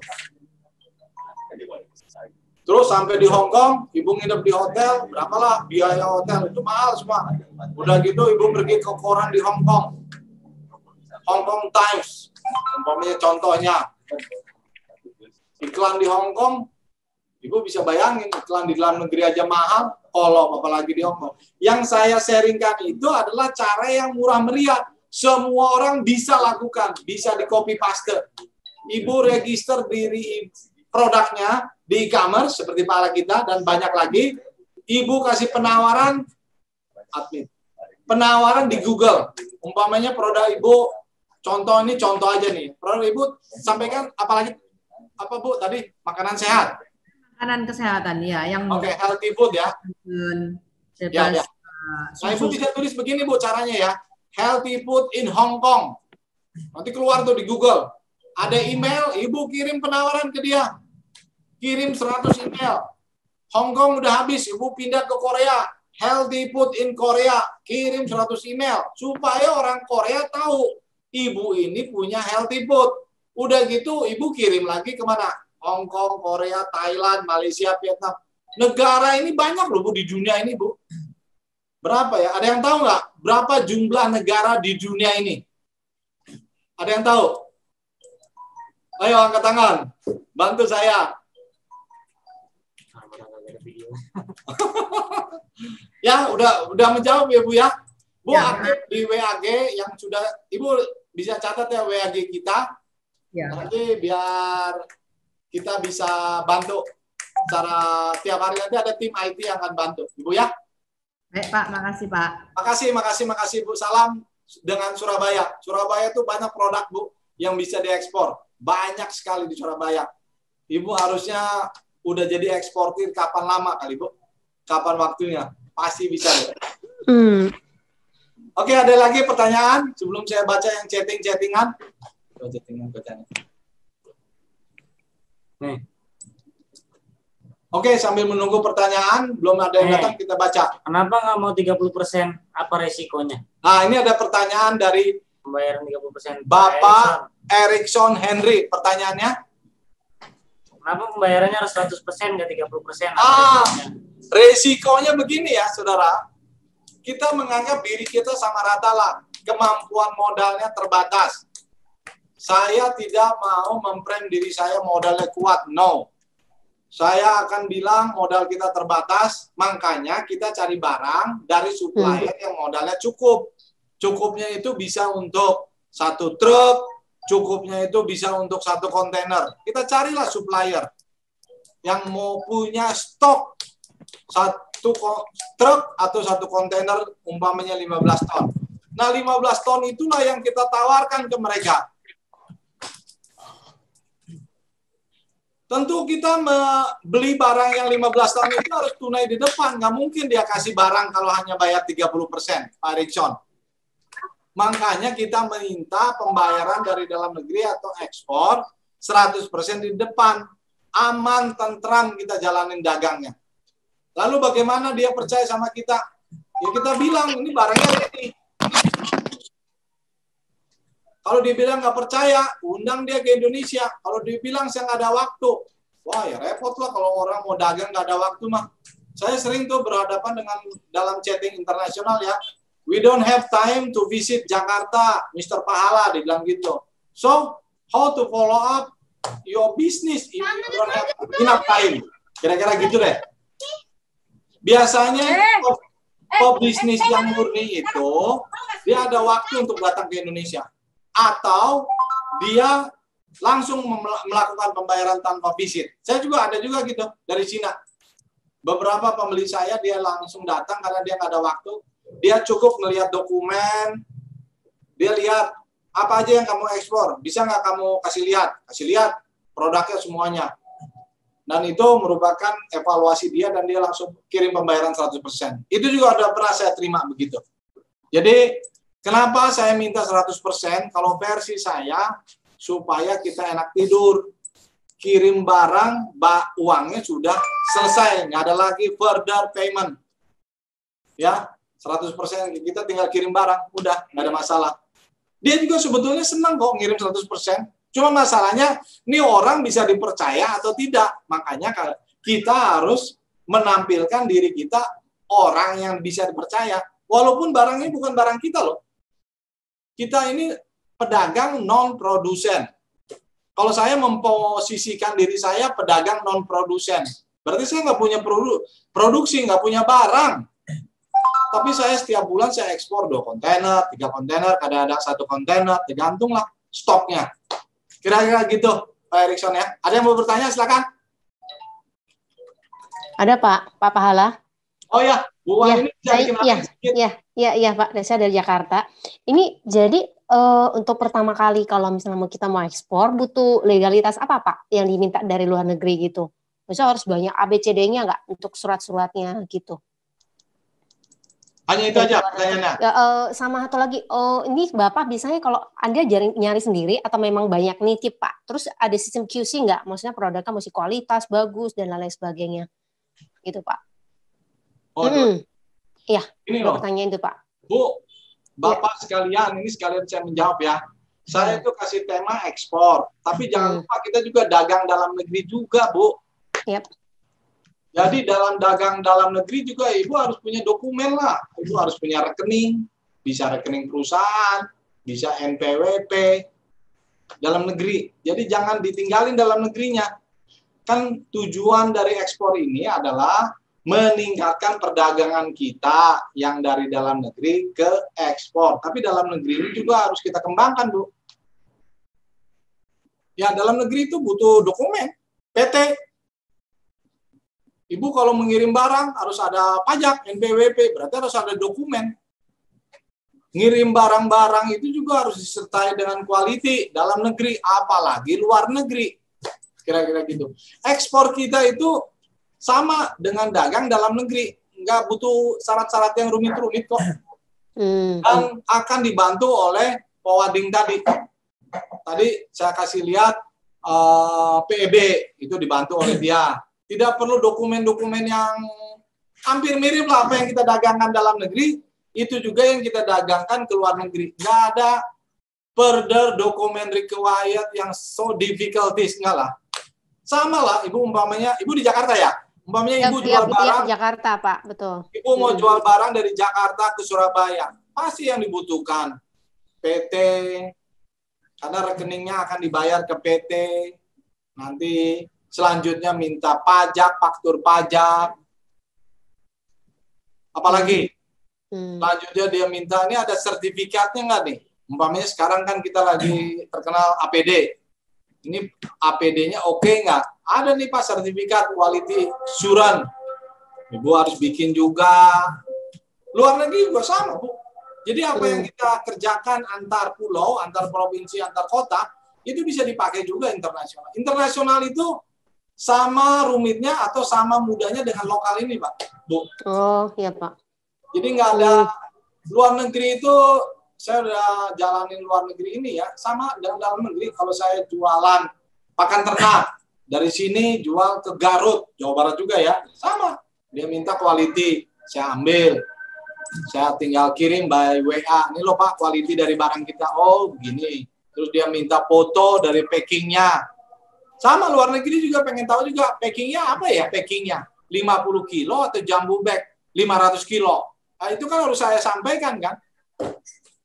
Jadi nggak ada yang terlalu beda jauh gitu loh Bu. Jadi kalau Ibu menjual dari Jakarta ke Surabaya, sebetulnya udah sama dengan Ibu menjual dari Jakarta ke Hong Kong sebetulnya, dari pengalaman saya. Makanya saya tuh kasih ekspor itu tujuannya supaya kita semua bersemangat jualan dalam negeri gitu loh maksud saya. Nah, dari dalam negeri bisa ditingkatkan menjadi eksportir. Kira-kira gitu, Bu. Iya, Pak. Nah, terus masalah kayak QC kualitas kontrol tuh gimana, Pak? Kan mesti kualitas tuh mesti bagus kan kalau misalnya mereka sekali order nggak mau repeat lagi. Kayak gitu gimana, Pak? Ya iyalah. Sekarang saya tanya Bu Bayu, Ibu beli handphone mau nggak yang jelek? Ya nggak mau lah. Berarti apa? Berarti barang itu harus diproduksi dari tempat yang bagus, quality the best. Ya, nggak ada Bu di Indonesia yang mau menerima barang jelek. Semuanya harus bagus. Apalagi ekspor. Sama. Kita jual barang ke Medan, ya harus bagus. Orang Medan kirim pisang ke Jakarta, harus bagus pisangnya. Nggak boleh pisang. Luar negeri sama nggak? Sama. Jadi apa yang dimakan oleh rekan kita di Malaysia, sama seperti orang Medan jual pisang ke Jakarta ini. Harus bagus. Bagusnya bagaimana? Ya menurut kita udah bagus nih. Kalau dia mau menuntut lagi quality assurance, suruh tukang pisangnya datangin surveyor, bikin kualitinya bagus. Tapi jarang lah kalau pisang ya. Maksudnya untuk produk-produk yang lainnya. Tapi biasanya Bu, setiap pabrik, apalagi middle up, dia sudah dilengkapi dirinya dengan dokumen-dokumen. Untuk di Indonesia. Di Indonesia itu udah bagus. Artinya apa yang diproduksi, apa yang dijual itu udah bisa dipakai juga untuk ekspor. Jadi dokumen yang kita ada di Indonesia bisa dipakai untuk, kalau dia minta lagi dokumen tambahan, cas sama mereka. Contoh gini, umpamanya kita mau jual makanan kaleng. Makanan kaleng quality, umpamanya gulanya dia minta ukurannya sekian. Sedangkan dari pabrik udah dikeluarkan, tapi datang pembeli kita di Hong Kong bilang, nggak mau, saya nggak ada alasan lah ya. Saya minta, boleh, Ibu layani aja permintaan, tapi ongkos untuk bikin sertifikat itu dibebankan ke dia. Kalau dia mau bayar, ya udah, jalanin aja. Oh begitu, baik. Ya. Jadi dokumennya, jadi gini loh Bu, kita tuh negara kita tuh mantap Bu. Kita berdiri sama tinggi, duduk sama rendah. Mesti percaya diri Pak ya, mesti percaya diri. Jadi yang kita beli dari supermarket, dari minimart, itu sama seperti yang dinikmati di Hong Kong, di Korea. Jadi nggak usah khawatir Pak Manat soal kopinya. Apa yang Bapak bisa jual ke Jakarta, itu juga kopinya akan diterima juga di Hong Kong. Bukan berarti kopi di Hong Kong lebih hebat. Sama aja Pak kopinya. Ada lagi pertanyaan lain? Silakan. Izin Pak Pala. Oke, silakan. Terima kasih Pak. Sambil saya minum ya. Pak Pala. Begini Pak. Jadi menurut pengalaman Bapak, apakah ada persyaratan tertentu dari pihak luar negeri, terutama masalah sertifikasi, Pak? Jadi sertifikasinya ini baik izin PIRT-nya, kemudian lembaga POM-nya, dan juga dari MUI-nya, kemudian dari indikasi geografisnya, Pak. Itu dari pengalaman Bapak, apakah ada persyaratan seperti itu? Dan kemudian bagaimana, Pak, perbandingan harganya, Pak? Apakah ada perbedaan harga yang memiliki sertifikat-sertifikat tertentu dengan yang tidak ada, Pak? Terima kasih, Pak. Terima kasih. Ya, tentu ya. Jadi kembalinya gini ya, saya mengurangi ekspor ke Amerika. Memang Amerika itu kalau kita menjual barang ke mereka itu dibutuhkan FDA certificate. Salah satu. Untuk bikin itu juga mahal juga. Saya hindari ke negara itu, masih banyak ke negara lain. Jadi contoh kedua, umpamanya kalau kita jual makanan ke negara Oki, ya Middle East sana, dia juga membutuhkan apa? Dia juga membutuhkan kopi aja Pak pahala sambil kopi ya. Mana nanti Pak 5 kilo Pak. Ya. Dia membutuhkan halal certificate. Halal certificate bisalah apply ke MUI, nggak terlalu masalah. Kalau FDA itu mahal. Jadi gini maksud saya, kalau ada negara lain butuh sertifikat di luar dari yang kita punya, ini yang saya lakukan ya. Boleh, umpamanya saya mau sertifikat dikeluarkan dari Biro Veritas. Itu badan sertifikat dari mana? Dari Prancis. Ya udah, saya kasih tahu, telepon Biro Veritas di Jakarta, saya tahu kantor di Jakarta ini.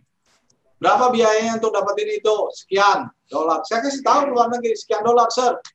If you need the Bureau certificate from BF, Biro Veritas, this is the charge. Would you please to pay or not? Kalau dia bilang nggak mau, ya saya nggak mau. Gitu. Jadi gunakan sertifikat yang ada kita punya, itu aja cukup. Kalau dia minta khusus, charge ke mereka, bebankan ke mereka. Kalau mereka nggak mau, banyak kan begini ya pedagang-pedagang luar negeri nih ya. Minta sampel, belum apa-apa minta sampel. Harga belum sepakat minta sampel. Itu harus diperhatikan tuh. Jangan mudah ngirim sampel ya, itu biaya loh. Kecuali Anda kelebihan duit. Saya sarankan jangan pernah ngirim sampel. Kalau biaya. Mereka icip dulu Pak, icip dulu Pak. Hah? Mereka icip. Kecuali kalau sudah jadi customer kita ya. Saya sering kayak kirim sampel hanya kepada klien saya yang sudah order. Saya kirim, itu nggak apa-apa, karena ada order. Tapi kalau yang baru-baru enggak ya. Satu hari kadang-kadang saya 10 klien baru, 10-10-nya minta sampel. Kalau satu sampel harganya sekitar 50 sampai 100 dolar.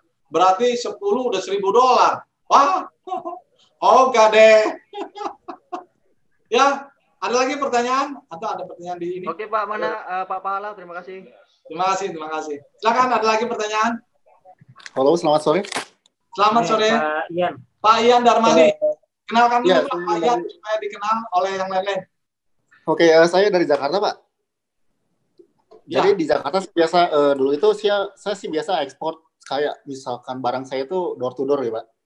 Habis itu saya pengen nyoba untuk pakai perusahaan sendiri gitu. Cuman pas saya coba-coba bolak-balik ke kementerian segala macam itu kok sedikit alot ya Pak. Apakah ada yang harus di undernya segala macam Pak? Istilahnya kayak under table gitu. Aduh Pak Ian, you terlambat. Our country is good.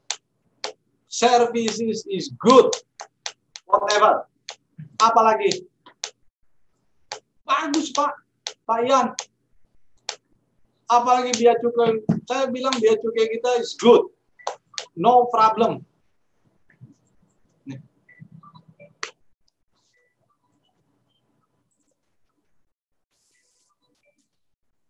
Iya, halo. Jadi Bapak jangan khawatir, Bapak urus aja dokumen. Jadi kalau dokumen apa, dokumennya juga nggak banyak sih Pak. Kalau untuk perdagangan ini apa ya? Dokumen perusahaan Bapak tinggal urus ke notaris. Oke. Dokumen ekspor. Oke. Thank you. Dokumen ekspor apa ya?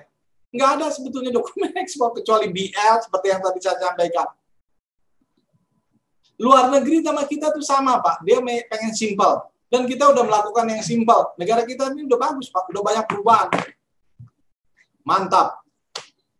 This is the right time for us to do the business. Locally and export. Jangan lupa lokal dulu, Pak. Supaya Bapak di mana? Jakarta atau Surabaya? Pak Yan? Oh, iya. Ya. Jakarta, Pak. Atau katanya Jakarta, Pak. Jakarta. Yep. Ya. Gitu. Jadi udah banyak perubahan, Pak. Saya senang kok. Banyak perubahan. Tinggal kita jalanin aja. Kita tinggal rajin-rajin aja, Pak. Rajin-rajin kenalin diri kita ke dalam negeri, rajin-rajin kenalin kita ke luar negeri. Itu nanti banyak akan. Saya tuh ya sampai hari ini hampir rata-rata 5 orang lah datang. Adalah dari Afrika. Saya juga nggak ngerti dari mana tuh orang kenal saya. Mungkin dari e-commerce yang saya udah register ya. Saya register di e-commerce itu bisa 50 e-commerce yang gratis ya.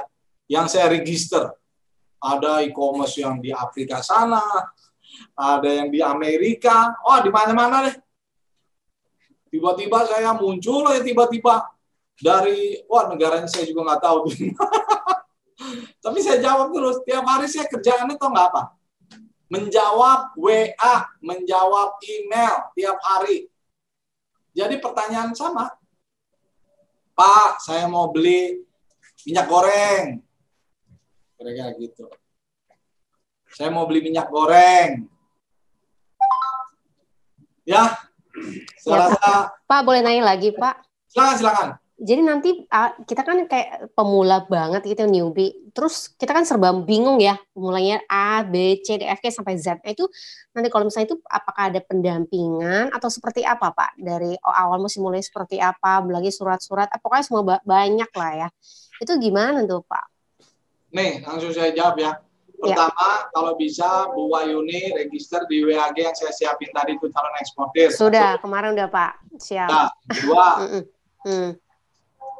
yang kedua,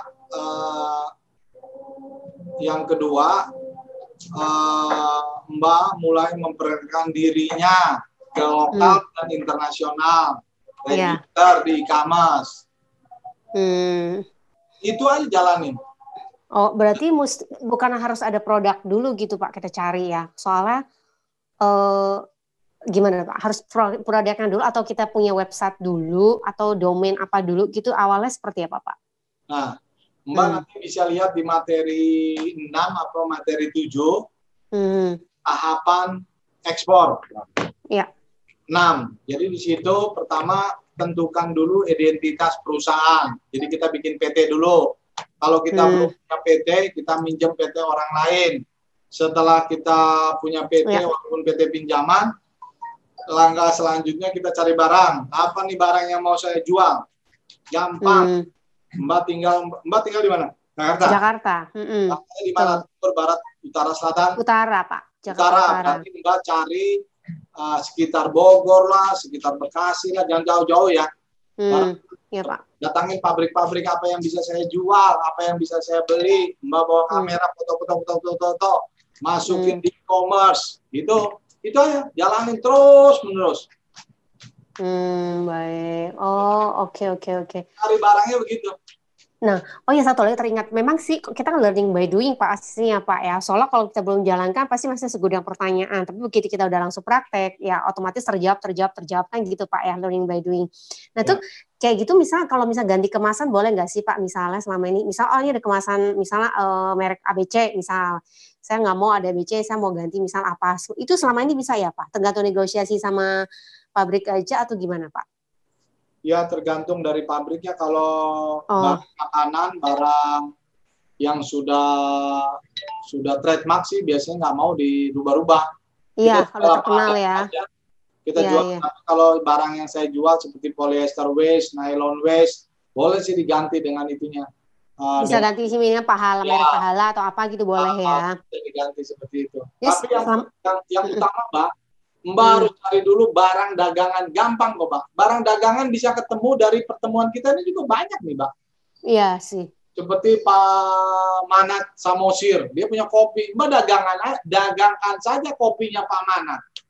Betul. Mbak kirim email atau kirim WA ke Pak Manat. Pak Manat, tolong kasih penawaran kopi. Dia pasti semangat ya, kan kirim. Saya kenal Pak Manat dari webinar ekspor Pahala Kita. Kirim penawaran, kirim foto. Jangan kirim sampel ya Pak Manat ya.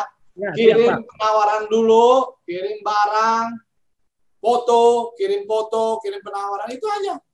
Ini cari barang itu bisa dari komunitas kita, ada sekitar itu juga bisa. Atau Bu Wayu bisa telepon Pak Ian atau siapa umpamanya yang lain-lain. Apalagi yang partisipan. Betul. Baik. Oh, oke. Ini semua langkah-langkahnya itu ada di website pahalakita.com ya, Pak. Jelas ya di situ ya. Bukan di langkah. Di ekspor kita. Oh, ekspor kita. Nah, mana itunya? Oh, ekspor kita itu langkah-langkahnya jelas gitu ya untuk memandu kita tuh yang kayak aku kan benar-benar pemula habis tuh, nggak ngerti apa-apa tuh. Jadi bisa ya maksudnya ya. Oke. Terus selama ini kalau misalnya kemasan Bapak tuh lebih sering ganti lagi ke kemasan atau merek branding Bapak sendiri atau dari pabrik. Jadi nanti mereka langsung nyari ke pabrik gak sih kayak gitu? Nggak masalah juga ya sebenarnya ya. Nggak masalah. Coba flyernya website ini mana? Terus berarti maaf Pak, kalau misalnya masuk ke harga, itu harga maksudnya memang kita naikin sendiri. Misal dari pabrik kasih kita 10.000, kita kejual ke ekspornya 30.000, itu ya kita naikin sendiri ya atau memang gimana Pak? Betul. Kita ini mau jadi pedagang loh, Bu, bukan commission basis. Jadi kalau kita beli Rp10, kita hitung ongkos, biaya dan macam-macam, keluarlah angka 20, harga 20 itulah yang kita tawarkan ke customer. Oh, baik. Ibu, tapi ekspor kita, lihat nggak? Iya. Oke. Ibu lihat aja di sini, ini materi yang ini kan hasil ekspor kita yang saya dokumentasikan. Ibu lihat di sini deh. Pengalaman 20 tahun Pak ya di sini semua ya Pak? Ya, enggak semuanya saya masukkan karena saya juga sibuk. Iya. Jadi saya masukkan yang saya ingat aja, yang ada ini. Saya tiap bulan masih ekspor. Hari ini juga saya masih ekspor. Iya. Luar biasa Pak, keren deh. Makanya, Mbak, maksud saya tujuan webinar ini adalah saya pengen banget banyak eksportir baru bermunculan. Target saya 1 juta eksportir, Bu. Amin, pasti bisa Pak ya. Iya, itulah salah satunya. Ya Bu ya, jadi Ibu rajin-rajin aja buka situ, Ibu register di e-commerce, Ibu kirim perkenalan ke Google, terus cari barang, Ibu lihatlah partisipan di sini. Kita bikin acara ini Selasa, Jumat jam 2 sampai jam 4 ya. Berarti tapi memang pasti dengan topik yang berbeda-beda Pak atau pengulangan terus Pak? Pengulangan juga ya, topik baru ya. Ya, oke. Baik, berarti nggak bisa sekali langsung oke gitu loh. Oh iya, pasti butuh beberapa kali. Jadi maaf Pak, ini berarti kesimpulannya adalah selain yang terlalu teknis lah ya, saya cuma mau tahu bahwa dari awal banget kayak saya benar-benar baru, berarti pertama tentu kita harus legalitasnya ya butuh PT dan lain sebagainya itu dulu ya kan. Terus kemudian kita rajin-rajin maksudnya masuk ke e-commerce, terus kenalin diri ke Google, nanti orang bisa mencari kita seperti itu kan, terus nyari produk. Intinya itu dulu lah ya, 5 hal pertama dulu ya. Nanti kalau masalah teknis kan ya gampang lah, masalah kirim apa segala itu urusan nanti ya kan. Betul. Masih awal dulu. Yang penting orang kenal kita bahwa kita adalah pedagang dari Jakarta, sehingga orang Surabaya tahu Bu Yuni itu jualan apa gitu loh. Jadi orang tahu Pak Manat itu jualan kopi, jadi orang Surabaya tahu.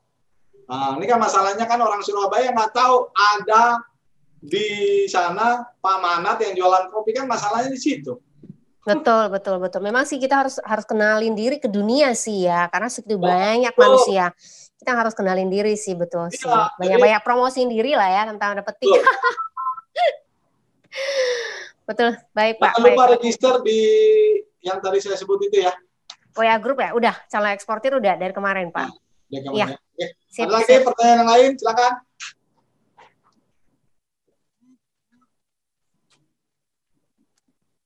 Ada pertanyaan lagi, coba. Ada lagi nggak? Ini banyak pertanyaan ya, coba cari yang ini deh. Sebentar kita pilih. Ini dari Pak Ci.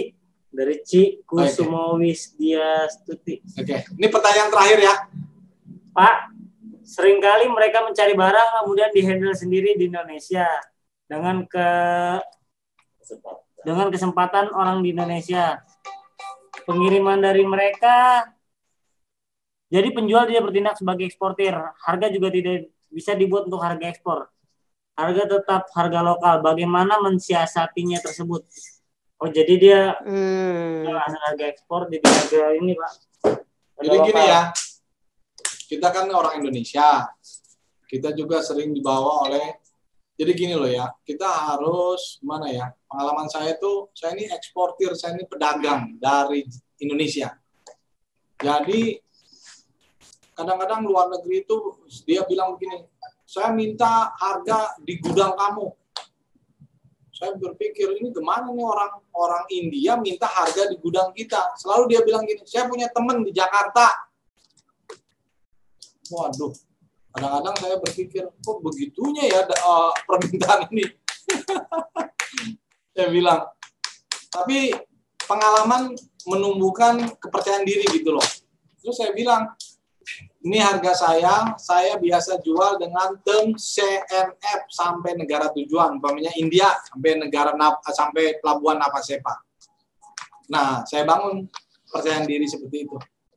Kadang-kadang banyak pembeli, umpamanya ada pembeli, saya nggak usah sebut negaranya ya, dia bilang, oh saya kenal negara kamu, saya maunya barang dikirim ke gudang teman saya di sini. Nah, saya itu bukan ekspor ya. Ekspor tuh kita perusahaan Indonesia jual sampai negara luar gitu loh, sampai keluar, bukan kita ngirim dari Jakarta. Itu pedagang tuh, pedagang lokal. Saya juga menghimbau kita pedagang lokal. Tapi kalau umpamanya luar negeri, kenapa nggak ke luar negeri kita jualnya? Ya, jadi makin lama kita akan belajar lah. Kalau kita ketemu klien luar negeri, kita berpikiran ekspor. Kok ekspor jual kirim barangnya ke Bekasi? Ini nggak bener nih. Saya bilang, you are from Hong Kong. Berarti saya jualnya ke Hong Kong dong. Masa orang Hong Kong bilang, saya punya temen nih di Surabaya. Kirim aja barang kamu ke Surabaya, nanti saya bayarin di situ. Wah, ini mah bukan ekspor namanya itu. Jadi saya selalu memposisikan diri saya, kalau Hong Kong ya Hong Kong, saya jual dengan Hong Kong. Saya selalu tegas, sir, saya jual sampai Hong Kong, saya nggak jual Surabaya. Surabaya itu dalam terms, dalam situasi yang berbeda. Gitu. Tapi kalau Hong Kong ya Hong Kong. Ya, jadi ini pertemuan kita. Terima kasih ya buat kita semua. Ya, jadi ada yang mau bertanya lagi, saya kasih satu kesempatan, silakan. Kalau tidak ada, saya mau tutup. Saya mau tanya lagi, Pak. Silakan. Tadi Bapak kan bilang Bapak memberikan penawaran harga itu CIF ya atau CNF negara tujuan. Kan setiap negara shipping rate-nya beda-beda, Pak.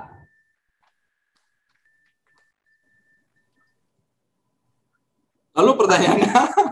Pertanyaan saya, kan setiap negara itu kan shipping rate-nya beda-beda. Jadi setiap negara harganya beda-beda dong, Pak? Iya, betul. Ya, harganya beda-beda. Nanti saya kasih ya, atau dalam komunikasi nanti di WAG, atau coba cara menghitung harga dengan Excel, ada nggak bisa dikasih lihat ya? Nanti saya kasih lah ya, dalam WAG. Bagaimana cara menghitung harga sampai CNF sono. Minta harga, dapatkan dari perusahaan pelayaran atau shipping company. Nanti dihitung, saya ada tuh format Excel-nya. Nanti saya bisa kasih di WAG kita supaya dipelajari gitu loh ya. Memang harganya berbeda-beda. Jadi harga kita dari Jakarta untuk klien di Hong Kong beda dengan untuk klien di Jerman. Contohnya gitu. Jadi harus dihitung, jangan sampai rugi ya, Bu Sherly. Jangan sampai rugi. Jadi kita kan mesti punya daftar rate-nya shipping company. Betul, itu salah satu rekanan kita dalam melakukan ekspor. Jadi di dalam komputer kita harus ada teman rekanan-rekanan dari shipping company itu bagian dari ekspor, Bu. Dan itu nggak harus Ibu kuasai seluruh shipping company, Bu. Satu aja cukup lah. Nanti dari satu masuk ke dua. Halo? Iya, ya Pak. Baik, Pak. Jadi contohnya Ibu mau jual kemana? Contohnya gini. Saya tanya Bu Shirley mau jual kemana? Contohnya. Kemana kira-kira? Korea misalnya, Pak. Kemana? Negara mana? Korea atau Cina misalnya. Cina umpamanya kita bilang Shanghai. Ibu cukup menghubungi Costco. Ibu tanya aja Costco. Costco tuh ada di Jakarta, di Surabaya ada. Shanghai 20 feet berapa harganya? Ibu kirim email nanti dia jawab. Itu aja dulu dasarnya. Ibu kasih penawaran. Nanti saya kasih ya cara menghitung harga CNF. Ya. Tapi yang saya mau maksud bahwa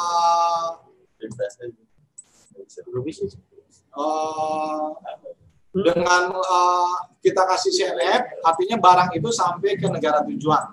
Kalau saya sih selalu menawarkannya CNF ya, negara tujuan. Jarang saya nawarin FOB. Kenapa? Karena kalau saya FOB, saya harus bayar THC lagi di sini gitu.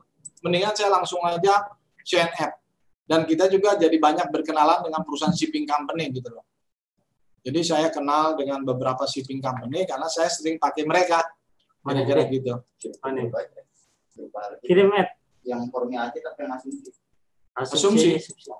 Sebentar ya, saya kasih Excel. Katanya ordernya itu nggak sampai. Kalau ordernya LCL, misalnya satu palet gitu. Bagaimana? Gini. Contohnya ke Cina tadi ya.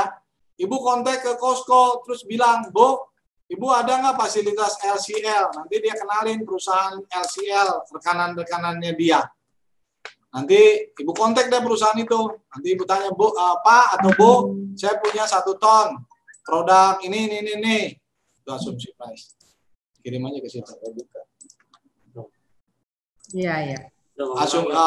Untuk nanti dikasih penawaran, nanti dihitung di situ. Udah masuk nih? Belum. Ini sebentar ya, saya kasih tahu ya, contoh menghitung asumsi price ekspor ini yang saya lakukan. Udah. Ya. Nah ini, Bu Shirley bisa lihat gak? Belum. Memang lama itu di situ. Udah bisa. Iya, bisa Pak. Iya, Pak. Ini lihat ya. Umpamanya kontainer 24 ton. Barangnya polyester waste, umpamanya harganya $500. Ini harga jualnya 12.000. Terus rincian pengeluaran dalam US dollar, pertama bayar ocean freight, bayar pelayaran 8,5, biaya transfer 50, totalnya 100, jadi dipotong dulu. Terus di kurs, umpamanya kursnya 13,5, jadilah segitu. Terus pembelian barang. Ini harusnya pembelian barangnya bukan lada putih nih. Iya. Ini maaf ya Bu, harusnya pembeliannya polyester nih. Mbak, ini nama barangnya polyester waste. Umpamanya beli barangnya 5.000 kali 24 ton. Ibu ikuti saya, Bu? Ya. 120. Terus, ini harga jual beli 29 juta. Terus biaya meliputi dari tracking 5 juta, biasanya 5 juta. Packing, kalau ada packing 5 juta. Biaya loading itu untuk biaya masukin barang ke kontainer 1 juta. Ini kebiasaan yang ngirim dokumen pakai DHL 1 juta. Terus apa lagi? Terus biaya survei kalau ada ya 1 juta. Totalnya adalah 13 juta. Jadi untuk ekspor kita itu keuntungannya ekspor 1 kontainer itu 16.850. Kira-kira gitu Bu. Itu yang namanya cara menghitung export price. Iya. Baik Pak, terima kasih. Terima kasih ya. Ya. Balik on screen lagi. Pak, masih boleh tanya Pak? Oh silakan. Satu lagi pertanyaan ya. Udah gitu selesai ya. Kalau tapi yang lain dulu deh, boleh deh. Tadi saya kan udah. Mungkin yang tadi yang belum. Ada yang lain ada nggak? Sebelum yang lain dulu. Kalau nggak ada baru saya Pak. Halo. Mana pesertanya? Kalau nggak ada baru saya Pak, maju Pak. Nggak ada ya, oke silakan Bu Yuli ini yang terakhir ya. Iya Pak, maaf ya. Oh Pak Adik, silakan Pak Adik. Ya Pak, ya silakan Pak. Ya Pak, ini dari pengalaman, apa yang dilakukan Bapak 100% per payment itu bagus sekali. Ada teman, dia pembayarannya hanya 70%. Setelah barang tiba di negara tujuan, itu pembelinya kabur.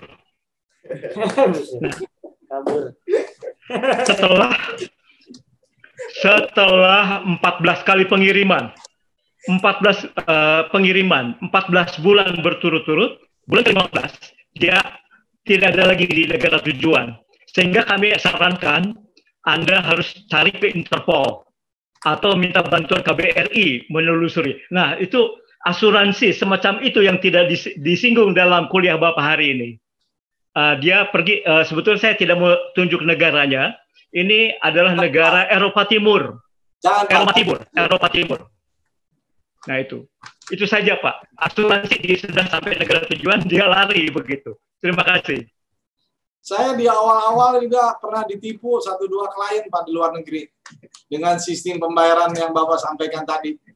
Lumayan sih dengan uang sekarang, apalagi pandemi, kalau 3.000 $5.000 kan lumayan kan. Makanya saya selalu menyarankan kepada kita calon pedagang, pembayaran 100% di depan lah, supaya nggak mumet kita. Mumet mikirin itu. Saya tuh ya dalam dagang tuh prinsipnya enak tidur. Lebih baik susah di awal tapi gampang di belakang daripada gampang di awal susah di belakang. Karena kalau barang udah dikirim, pembayaran tahan-menahan, aduh tahan saya Pak. Saya punya klien, saya punya friend ya di Malaysia, dia kuat juga tuh duitnya tuh. Dia kadang-kadang kalau jualan itu ke Amerika Serikat, itu pembayarannya 10%. Di depan, 10%, 10%, 90% on BL. Maksudnya setelah BL kopinya dikirim. Wah, itu kadang-kadang tarik ulur, aduh. Itu memang cocok untuk orang yang duitnya banyak. Kalau kita yang membutuhkan capital, nggak bisa saya 100%. Di depan. Oke, untuk bagian ini ikutin saya lah. Barang tersedia, you want to buy or not? Saya bilang gitu. Saya selalu bilang, do you interested want to buy this product or not? Yes, I want to buy. So, terus dia bilang, oh negara saya jauh di Amerika Serikat. Ya udah nggak ada cara lain. There is no other way. Pay. In advance 100%. Ya udah, mau nggak mau dia. Saya juga kalau belanja barang ke luar negeri juga bayar 100% kok Pak. Pak Atik. Ya. Pengalaman 20 tahun yang lalu, pengalaman ekspor, itu kita dibayar 70% dulu. 70%. Setelah sampai barang 2 bulan kemudian itu kita 30% dibayar. Tapi posisi kita dalam keadaan tidak menentu. Itu saja Pak. Pengalaman 20 tahun yang lalu itu. 2 bulan berarti 2 bulan itu Bapak nggak bisa tidur enak tuh. Saya nggak mau lagi Pak. Saya udah pernah ngalamin gitu. Akhirnya saya udahlah 100% lebih baik mereka percaya ke saya daripada saya percaya ke dia. Itu konsep saya. Dan ternyata jalan kok Pak. Negara Korea yang katanya susah. Jadi dari pengalaman saya ya, negara India, Pakistan, Bangladesh lebih luar biasa lagi Pak. Kan jual ke Bangladesh itu kan harus pakai LC. Pembelinya saya bilang minta tunai di depan 100%. Dia butuh barang saya, dia datang ke Jakarta Pak dari Dhaka sono. Dia datang, oke, jadi gimana Pak? I need to buy your product. Dia bilang I interested, I need it for my country. Oke, 100% in advance. Tapi harus pakai LC. Jadi dia lakukan 2 pembayaran loh Pak. Dia bayar 100% ke saya, dia juga buka LC ke saya. Oke. Ya udah, LC saya jalankan dengan senang, saya tidur, gampang.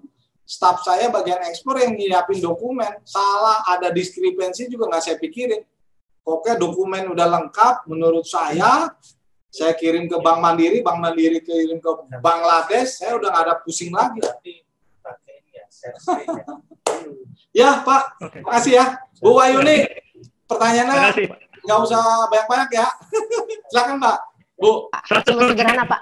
Jadi ya. kalau kayak gini butuh butuh karyawannya berapa banyak sih Pak kayak gini kalau misalnya emang kita udah ada gitu kan? Se-efisien mungkin berapa karyawan kayak gitu Pak? Satu kantor. Hah? Sendiri aja bisa ngerjain semua? Karyawan ya, kita kan bukan karyawan, pedagang. Oh, berarti kita pekerjakan satu lagi udah cukup ya, kayak gitu ya? Bagian apa coba? Bagian accounting, kan kita harus bikin laporan pajak. Kita harus bayar pajak loh Bu, jangan sampai bayar pajak. Dan jangan bayar pajak itu harus murni, jangan diumpet-umpetin. Supaya istilahnya itu supaya jadi berkat gitu loh maksudnya. Iya, iya betul. Oh, jadi kita sendiri sama kayak bosnya gitu cukup pekerjaan satu lagi udah ya. Padahal kayak ribet gitu, tapi ternyata cukup satu ya Pak ya. Satu aja kan kita kan baru, jangan dia gimana membiayainya. Kalau udah besar seperti trading company yang di sana itu ya 10, kadang-kadang 20, mereka per produk ya. Ada divisi garment, shoes, nah itu udah maju lah itu. Oh ya, oke. Nah terus pertanyaan kedua, kalau kayak gitu kita harus kudu punya website gak sih Pak untuk kenalin ke dunia gitu? Ya. Harus Anda ya. harus punya kartu nama, Anda harus punya website. Oke. Mungkin website yang mahal, yang murah, tapi fungsinya kan yang penting. Iya betul. Misalnya fitur-fitur yang masih sederhana udah cukup gitu kan ya.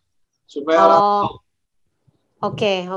Bu Yuni ya. Oke. Sip Pak, halo, makasih. Bu Tarina, bagaimana? Apa? Ini yang terakhir nih saya sapa nih Bu Tarina nih. Halo, terima kasih. Sampai jumpa hari Selasa, Pak. Ya. Mudah-mudahan diskusi kita hari ini bisa menambah wawasan bagaimana cara meningkatkan perdagangan dan ekspor. Pokoknya Bu Tarina jangan lupa dalam negeri juga harus pikirkan, jangan ekspor dulu. Dua-duanya harus seimbang. Saya juga dalam negeri juga ada, saya jualan pakan ternak dari satu pabrik pakan ternak besar di Jakarta ini. Oke ya, jadi terima kasih bagi kita semua, tolong register di WAG supaya kita bisa follow up. Kita akan on air lagi hari Selasa tanggal berapa? Selasa tanggal 16 ya. 16. Jamnya jam 2 sampai jam 6. Jadi jam 4 ya sampai jam 4. Jadi maksudnya ya, kita terus saja melakukan sharing. Ini bukan ngajarin ya, ini saya sharing aja, membangkitkan semangat. Sekalian yang nggak punya barang juga tolong dicatat antar kita. Karena barang juga ada juga di antara kita juga. Ada yang punya kopi tadi itu Pak Manat. Ada yang punya banyak ya. Kita bisa saling mengingatkan nanti di WAG, kita akan ketemu lagi. Jadi terima kasih buat kita semua, terima kasih. Ya kita berharap banyak pedagang bermunculan, banyak eksportir bermunculan. Oke, bye. Terima kasih. Terima kasih. Terima kasih, Pak. Pak Ala dan Bu Tarina, halo, makasih. Ya, makasih. Makasih teman-teman, makasih Mas Rian. Sampai jumpa. Makasih. Semangat. Harus semangat. Oke, saya off ya. Oke, ya off.